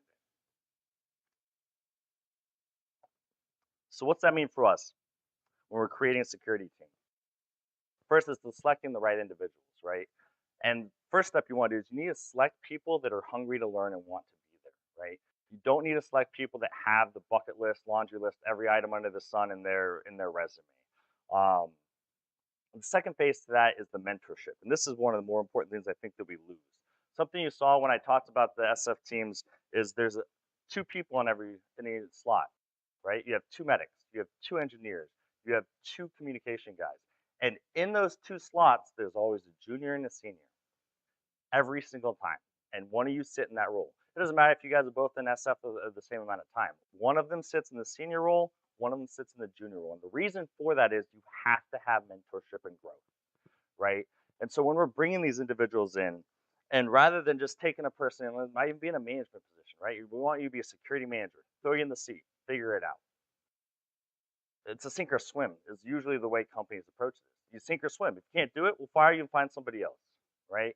Well, that's the loss on taking like the amount of work it takes someone to go through the interview process and get in that seat. I know I'm trying to hire an AppSec engineer right now on my team. I've been doing it for 4 months, having a hard time finding the right person that wants to come in the door and do the work. The problem is once we get someone in that seat, we fail them if we don't partner them and train them and give them everything they can to succeed. We've wasted so much time and money to get them in that seat. One of the number one things we should do is we should right off the bat pair them with somebody that's either been there longer that's on the same peer level. What that isn't is I'm your boss, I'll peer mentor you. That doesn't work. That's not a mentor. You're my boss. What you need is a real mentor, someone that sits there parallel with you, that holds that same title, that can help guide you. Like, hey, here's what worked for me and didn't work for me when I sat in this seat. Right? These are ways that we are failing people that we can help improve and retain people that have the chance to grow into those positions. Another big thing we talk about is continuous training. And I love BSides, but what continuous training doesn't mean is like every now and then we let our team go to a conference. That's not continuous training. Like you'll learn a lot in these conferences, but that's not what continuous training and growth is, right? Because when we train people, there's 2 things going to happen. The company, as an organization, we can train people so they can grow into their next position, or they will study themselves and go find their next position somewhere else at a different company, right? And the idea is if we do the funding of either whether it's actual education on the outside, continuous learning that you do this provided by the company internally, you can help grow these individuals into higher seats within your own company. And when you fail to do that, you're going to lose people because they're going to do it themselves and find somewhere else that's going to do it for them. All right, repurpose. This one is it's kind of a unique scenario for us because in Special Forces, one of the things we have is the ability to do something that a lot of organizations don't. If you screw up on the team, You could walk through the door one day and see all your gear outside the door, and that means you need to go find a job somewhere else. No more conversation, right? Now, you only get to that state if you've lost a lot. You've had to do a lot to fail the team to get there. And even when that happened within our organization, where someone's like, "Hey, you're not working out," what we didn't do is, "All right, cool. You're not good in the Army. We're gonna just out process you out. Go enjoy your civilian career." So you didn't work out in this part of our team. There's somewhere else within our organization that you can support us. We've done the time. You came in, you've learned, you've in process, you've done all our security requirement training for the year, right? You've done things that make you a value to our team.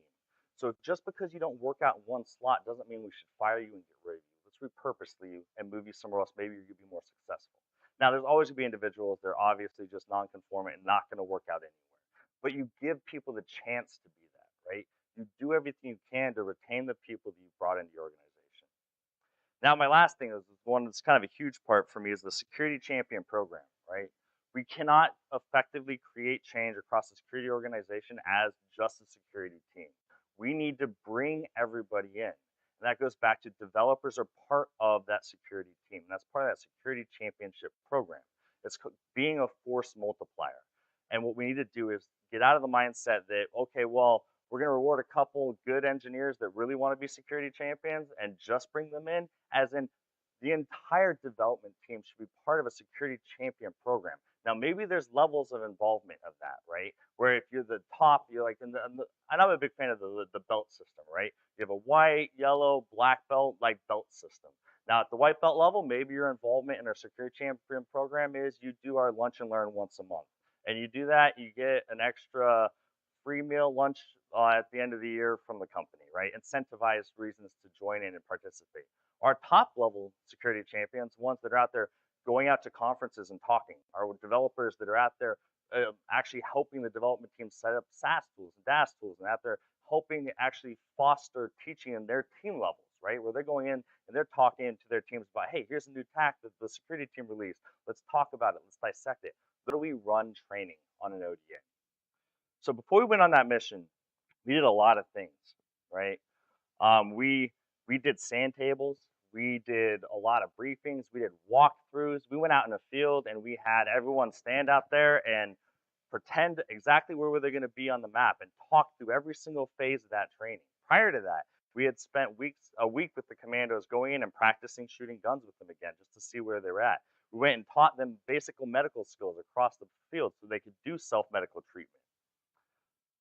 When we train, first thing you need to do is you need to become an expert at the basics, right? And that's what sets the Green Berets apart from a lot of the rest of the military. It's not because we have individualized skills, right? It's because we became so good at the fundamentals that I don't even have to think about it. I don't even have to think about what I have to do, so I can focus my attention on the harder tasks. Because my fundamentals are so down pat that they're just second nature to me. When we train realistic, because fake training is going to lead to fake results, right? If I just do checkbox compliance training, that's what you're going to get for the results of your security programs. Checkbox compliance. They're not going to be effective. You can't learn combat from a book. That's something you have to do. It's something you have to hands-on get out in the field and train and fight for, right? You can't just read about it and say, okay, cool, I read a great book. I know it. I could be a Green Beret, right? Like, that's the mentality. And you cross-train like your life depends on it, because it will. And for me as a medic, that one stands really close to my heart, because one of the things I would have to do is I have to train the rest of my guys on medical tasks. And the reason I train them on medical tasks wasn't because I'm an effective medic, because a lot of times the first thing that some of my guys would say is like, you're going to be there. I don't need to know this. Like, no, I'm training you for the day that I'm shot and you need to treat me, because there's nobody else there going to save my life, right? So you cross-train your people like your life depends on it. So let's talk about how that relates to AppSec and AppSec training programs. So the fundamentals, understanding our fundamentals, right? And this is, once again, it's not just our AppSec engineers. This is our developers and both, right? You need to understand your fundamentals. If I can't walk into my developer's team room and ask someone, hey, what's an injection attack? If they can't answer me, I have failed as an AppSec person. I have not cross-trained my developers in a way that's effective. They should know this stuff like it's the back of their hand, the fundamentals. And as an AppSec guy, I'm failing them if I don't know how to code, right? Because then I can't talk their language. And this is somewhat, I don't always get a lot of agreement on this one. I'm pretty biased on it. I think every AppSec engineer should know how to write software. If you cannot write software, that means you cannot effectively read it. You cannot effectively communicate with developers when you're trying to convey these different things, right? So know how to code, know your fundamentals. Do training that's realistic. It's not checkbox compliance. So when we do training, what it's not is if I'm doing an incident response drill, I'm not just sitting there reading through a couple of jokes around the circle and then we're done, right? To be honest, what you should do is should create a real incident you have to respond to, right? Push data through a wire that causes an alert and make your team actually react, right? So instead of just sitting around playing, like I enjoy the stuff that makes it easy too, like a lunch and learn, the board games where you play around and pretend to do incident response, those are good. They have their place, but that's not realistic training. Realistic training is making an actual event that you have to respond to, right? Make the training realistic and you're gonna act realistic when it happens. Hands-on training, you have to do it. If you do not do it with your hands, you will not learn it, right? That's why when we do these training programs from AppSec, when I say, don't just tell me how an injection attack works. Okay, let's get on the code. Let's get on the keyboard. Let's create a vulnerable component. Let's do an injection attack against it, and then show me how to put the mitigation against it. Now I can physically see that you know how to implement that security control that defends against that vulnerability, right? If you don't actually physically do it, you're not going to remember it. You're not going to learn it. And then finally, you're cross-trained, right? Especially for our security teams. We get so siloed into this, so this goes back to our specialties, right? But right now, if you're specialized in just one thing, so say specifically I'm network and security, right? You'll never get to be a product security manager, right? Because that person is expected to know product security, they're expected to know AppSec, they're expected to know compliance, they're expected to know all these different domains that they're going to be managing, right? So at these lower levels, while we're working in AppSec, the security team should be cross-training with each other because that's how we're going to grow up these individuals in our organization to that next level. They're going to be managed teams that are multidisciplinary. Mission planning. So on an ODA, we go through a lot of work when we plan for a mission. It may look like, it's not like Hollywood. It's not like, hey, someone said, hey, we got an operation, let's go kick in a door in 15 minutes and jump on a truck and it's all gonna work out. It's not how it works at all, right? We go through a very thorough process every time we walk out that door.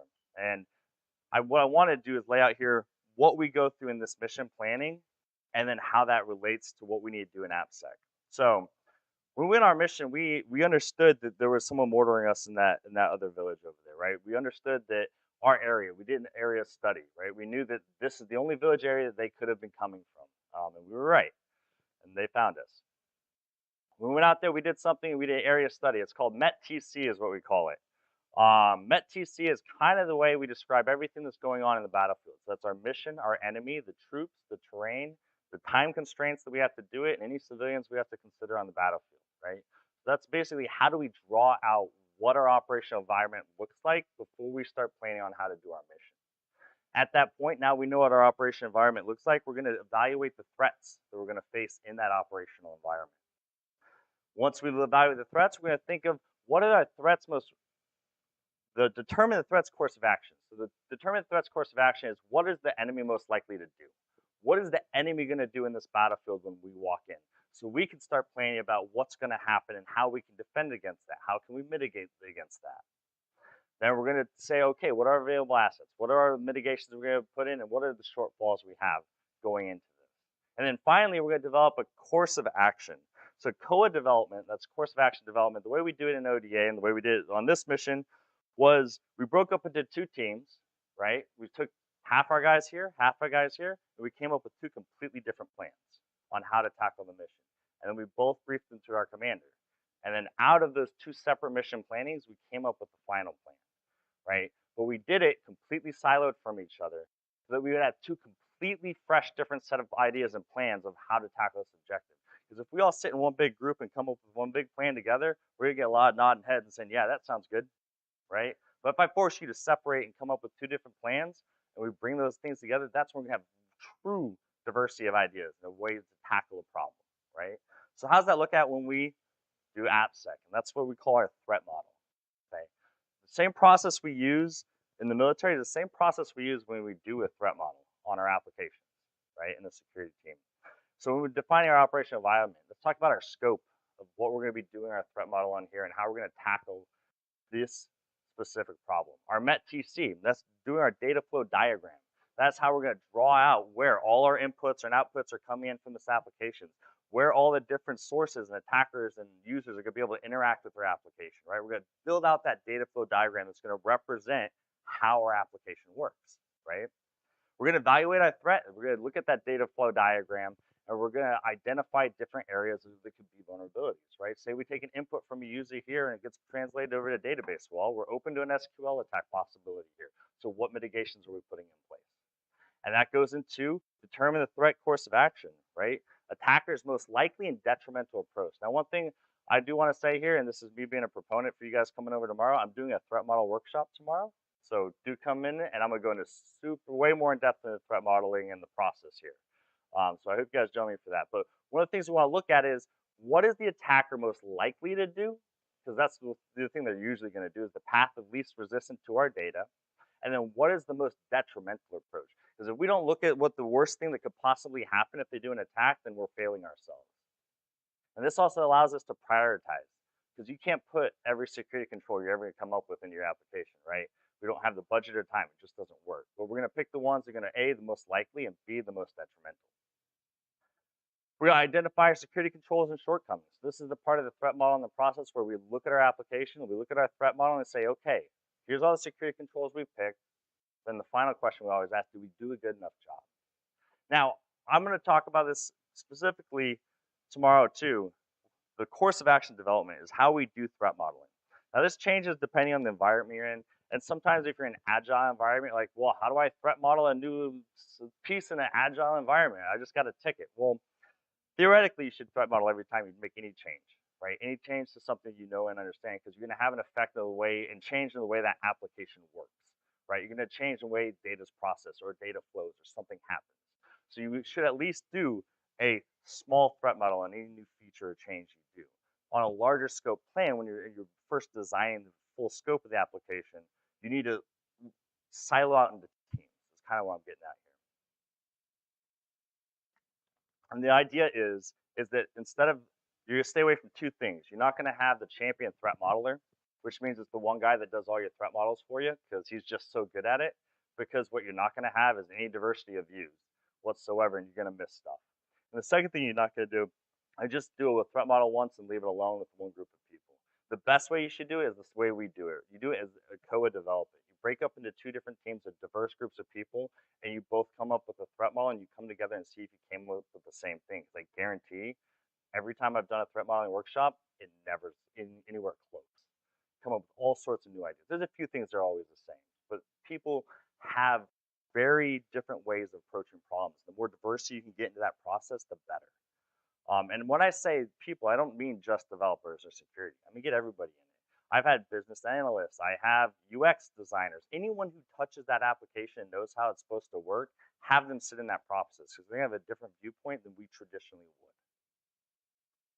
And this leads to what threat modeling looks like. And this goes more into what is a threat model. So it goes into we scope out our problem. We're gonna draw a data flow diagram. We're gonna analyze that diagram and look for problems. We're gonna create mitigations. And the biggest thing we're gonna do is we're gonna document what we did. Now, this specific idea right here comes out of the threat modeling manifesto. I actually have a great experience working with my my CEO, the security journey, before we got purchased out, was one of the writers of the threat modeling manifesto and one of the big pioneers for threat modeling in the industry. And this is kind of the way he kind of came up with approaching it. All right. So one of the things I didn't mention about on that mission, and I was kind of saving for this slide, is a QRF, so quick reaction force. When you plan out a mission, you always want someone to back you up when the worst day happens, right? So when the worst day happened and we're on that side of that mountain and that firefight went on most that day. We lost somebody, we were running low on ammo, we were in a very tight spot and we called our quick reaction force. What is quick reaction force? It's, I'm going to read it right from definition. A QRF is an armed military unit capable of rapidly responding to developing situations. typically to assist allied units in such assistance. They are they are to have equipment ready to respond to any type of emergency, typically within 10 minutes or less. So this is my favorite part of the talk, because this is where I get to kind of down on the Navy SEALs for a little bit. So anyone who knows the military knows that there's high competitiveness between the different special operations branches, right? So we were actually working under a Navy SOTF when we were in Afghanistan. What that means is the Navy was in charge of the base I was in, where we were working at. And we had a partner force there. So it was our team, and then we had a Navy SEAL team that was there with us. Now, I'm going to caveat the next few comments with, I have a bunch of Navy SEAL friends. I have teams that I love. And I will admit right away that there's SF teams out there, Special Forces teams, that are amazing. And there's other ones that I want to let watch my cat, right? Like, there's good teams, there's good people everywhere, and there's bad people everywhere. It's just common. You're going to see that across the board. So here, that's our first mission in Afghanistan. We picked the Navy SEAL team we were partnered with to be our quick reaction force. We go out the gate and we have a bad day, right? We are low on ammo. We need help. We need support, right? Everything's going bad. I've blown through a bunch of medical supplies on someone who was dead. Now what happens if my guys get hurt, right? I need support. We need people out there. And we call them up. Guess what happens? First response. Oh man, we didn't create a list of who would come, so they don't know who to wake up. They don't know who to go get. So they're waking people up that are sleeping in the middle of during this because nobody's ready. They're getting there, they're starting to try to throw their gear together. They go to get on their trucks. Their bolts are rusted to the rear on their 50 cals on their trucks, so they can't take their trucks out. We're sitting ducks. We get called back, and he literally said, "We can't come get you." Right? So what happens? Is 2 of our great Green Berets that were on the back of the base get some 2 little quads, fills it up with ammo and a couple aid bags, and drives out there by themselves to come bring us what we need. Now, the team that replaced that SEAL team were phenomenal. So I caveat this. There's good teams and bad teams out there everywhere.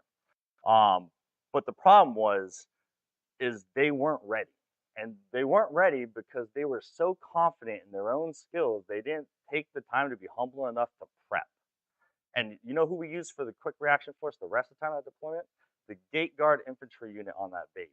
And those guys were phenomenal, right? Because every time we got ready to go out the wire, we brief a plan, they'd have all their guys ready. They'd have equipment, they'd do inspections, they'd do comm checks. They'd review our plan so they understood where we were, what we were going, where we might run into trouble.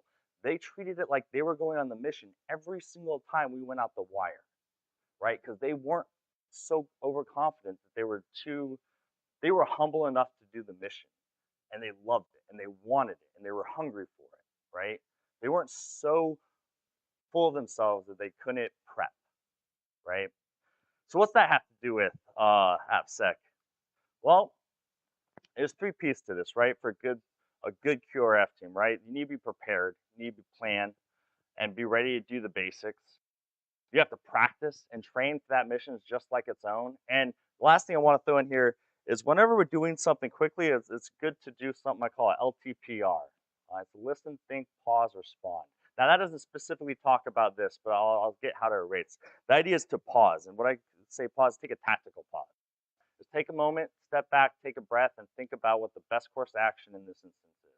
So when we have a quick reaction force coming in, and they know that we're at our worst situation, taking a tactical pause to think about what the best course of action rather than rushing out the door. So one of the worst things you can do is grab everything, jump on a truck, and run out the door and not have a good plan in place for what you're going to do when you get there, right? Incident response within AppSec, right? So one of the biggest things we have to do when we prepare for incident response is we have to prepare for the fact that this is our mission, right? This is our job. This is how we are preparing to react to the worst case scenarios, right? So when we deliver a product and we're ready to put it out to production, we should already be planning ahead for what's going to go wrong for it and how we're going to react, and start training and having a plan in place for that situation. Because guess what? Once you put it out there, an attacker is going to attack it, right? It's going to happen. You are putting something out there, it's going to be attacked. You should train for this like you're going to war, because that's what you're doing. It's us versus the attackers, right? So this is how you should prepare for it. You need to know who's on your incident response team and how they need to be notified, and you need to practice this, right? Do cold drills where it's not the real thing, and you spin up your incident response team and you have them react to stuff, right? Treat it like it's real. Train like you're going to fight. Another thing is don't forget to pause. So don't be afraid to pause and ask questions before actions. That's one of the biggest problems we see with an incident response team. Because what happens with these incident response teams is one of the biggest ways we can fail ourselves is if we panic and we're like, oh my gosh, there's so much pressure. We have to react right now, and we do something that's going to have bad results, right? So we do have to be prepared, and we have to practice. But we also, it's okay to pause before you react. And I do this with everything I do. And even as a medic, like if something's going wrong and I'm doing a life-saving treatment, there'll be a moment I'll take a breath and wait and then act. And the reason being is that moment to process and make sure I'm doing the right thing, because some things you can't take back, right? It's like before, and that's what we call a tactical pause, right? Take a tactical pause, you take one deep breath, make sure you're ready to do it, and then do it. Because you can stop yourself from doing something that's extremely detrimental. All right. Next thing I want to talk about is after action review. An AAR is what we do once we leave a mission. And I'd like to tell you what our AAR on that one mission was, a very long and in-depth AAR. So an AAR in what we call an AAR in a lot of the tech world or agile would be a retrospective, right? So what is a retrospective? We look at what happened, right? What was supposed to happen, what happened. Let's talk about some of the things that went well, went wrong, and what are we going to do about it? One of the biggest problems that we see with after action reviews, and every time you go through a process, you should do an AAR, right? Anything, right? You get done with a sprint, do an AAR. All right, how'd our sprint go? This is what we were supposed to do in our sprint. This is what happened. Here's some good things, bad things. Here's how we improve. Here's some things we shouldn't do. When something goes wrong, whose fault is it, and how can we punish them? That's not what an AAR is for, right? I'm gonna tell you how many people are gonna want to participate in your AAR if you're looking to play the blame game, right? That's non-productive, right? The productive part is what failed and how can we fix it next time, right? Remember I talked about we don't learn when we have a great day. We learn when we have a bad day. So this is the time we take to learn, right? Go through this process, see what failed, and let's learn and grow as a team to improve next time. That's the point of an after action review. So don't get lost in the blame game and hoping to, like, I don't know, trip somebody up so you get the next promotion, right? That's not what this is about. We did everything perfect. No need to change it. I guarantee you never did anything perfect because I haven't done a single perfect thing in my life yet, right? There is always room to improve. So take that time, look at it, and just learn from it. We can always improve something, and we always should. I can't believe that went so bad. Our team sucks. That doesn't do anything for anybody in AAR, right? The idea is we learned a lot. What are we going to do next time? And we're going to be so much better next time, right? The idea is an AAR isn't meant to tear down your team, tear up people, and identify all the bad stuff. It's meant to identify how we can improve so we can be so much better next time. Always come in with that mentality. We're looking to become better. We're looking to refine who and what we are. All right. Last little bit about who we are as an ODA. We are a force multiplier. I kind of already touched on this. The fact is, special point units are force multipliers, and what we're used to do is you can drop 12 men into the world anywhere, and I can partner force with somebody and take that and turn it into a 100-man fighting force, right? And how many people it took? 12 American people that we've had to push forward to create such a more effective fighting force. As the security team, that's who we are, right? It's not just about running tools. It's not just about identifying vulnerabilities and saying, oh, I got an alert, dev team, fix this. You've done nothing to grow your team at that moment. You've identified a single vulnerability that's going to pop up on a scan somewhere else some other time. That's what you've done, right? Because you've done nothing to make effective change. You're a force multiplier. Cool. We had this alert come in that we saw this vulnerability. Let's do this. At the next lunch and learn, let's get 20 of the developers from our environment in. Let's talk and teach about this vulnerability, where it happens, how it happens, the different mitigations we can. You've just gone from being a guy that finds an alert and throws it to the dev team, and you've created yourself into a force multiplier, and you're helping build that security champion program, right? Because maybe I go with that senior dev manager and say, maybe I just teach him specifically, and then he goes out and teaches his whole team, right? We're trickling that security out into the company. We're building up that culture of security that's beyond just the security team. All right, so here's kind of some of my key takeaways I want to end the thought with, right? Security teams are not a one-man shop and must have redundancies. Invest in your team's careers and in education, and they will repay you with performance.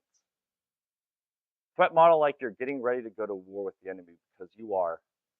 And developers are the largest part of the application security team. Treat them as such. So, any questions at this point? Room of silence. I'll take that as a good note. Oh, right here.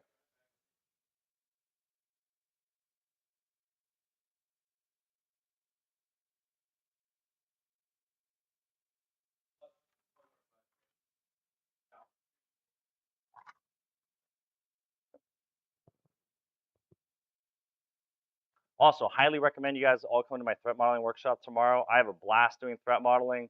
We get everybody involved. It's hands-on, and I'll spend the first about 30 minutes talking about threat modeling, and after that, we'll all just keep threat modeling.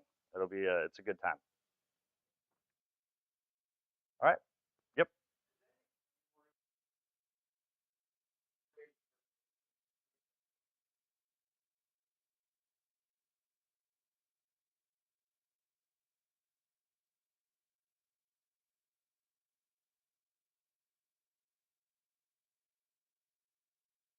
So for this whole presentation as a whole, I think that's a hard one for me to point at as an individual resource. If you want to get offline, I can throw you probably a handful of resources that I kind of use on the regular that would reinforce a lot of these ideas. A lot of this is just kind of trying to translate. So one of the biggest projects I've been working on for the last year and a half is I create content for developers that teach security, that teach threat modeling, that teach all these basics. And what I've noticed as I've gone through and created a lot of this content is these direct correlations to what I used to do and the way we operate as people and how that relates to how where we're kind of failing, I think, in some places in AppSec. So the quick answer is no, I don't have a direct resource to you now, but I have a stack of business cards. If anyone wants to come out, grab them, ask me any of the questions you want. They're more detailed like that, and I can send you some resources. All right, thank you guys. You guys are a great audience.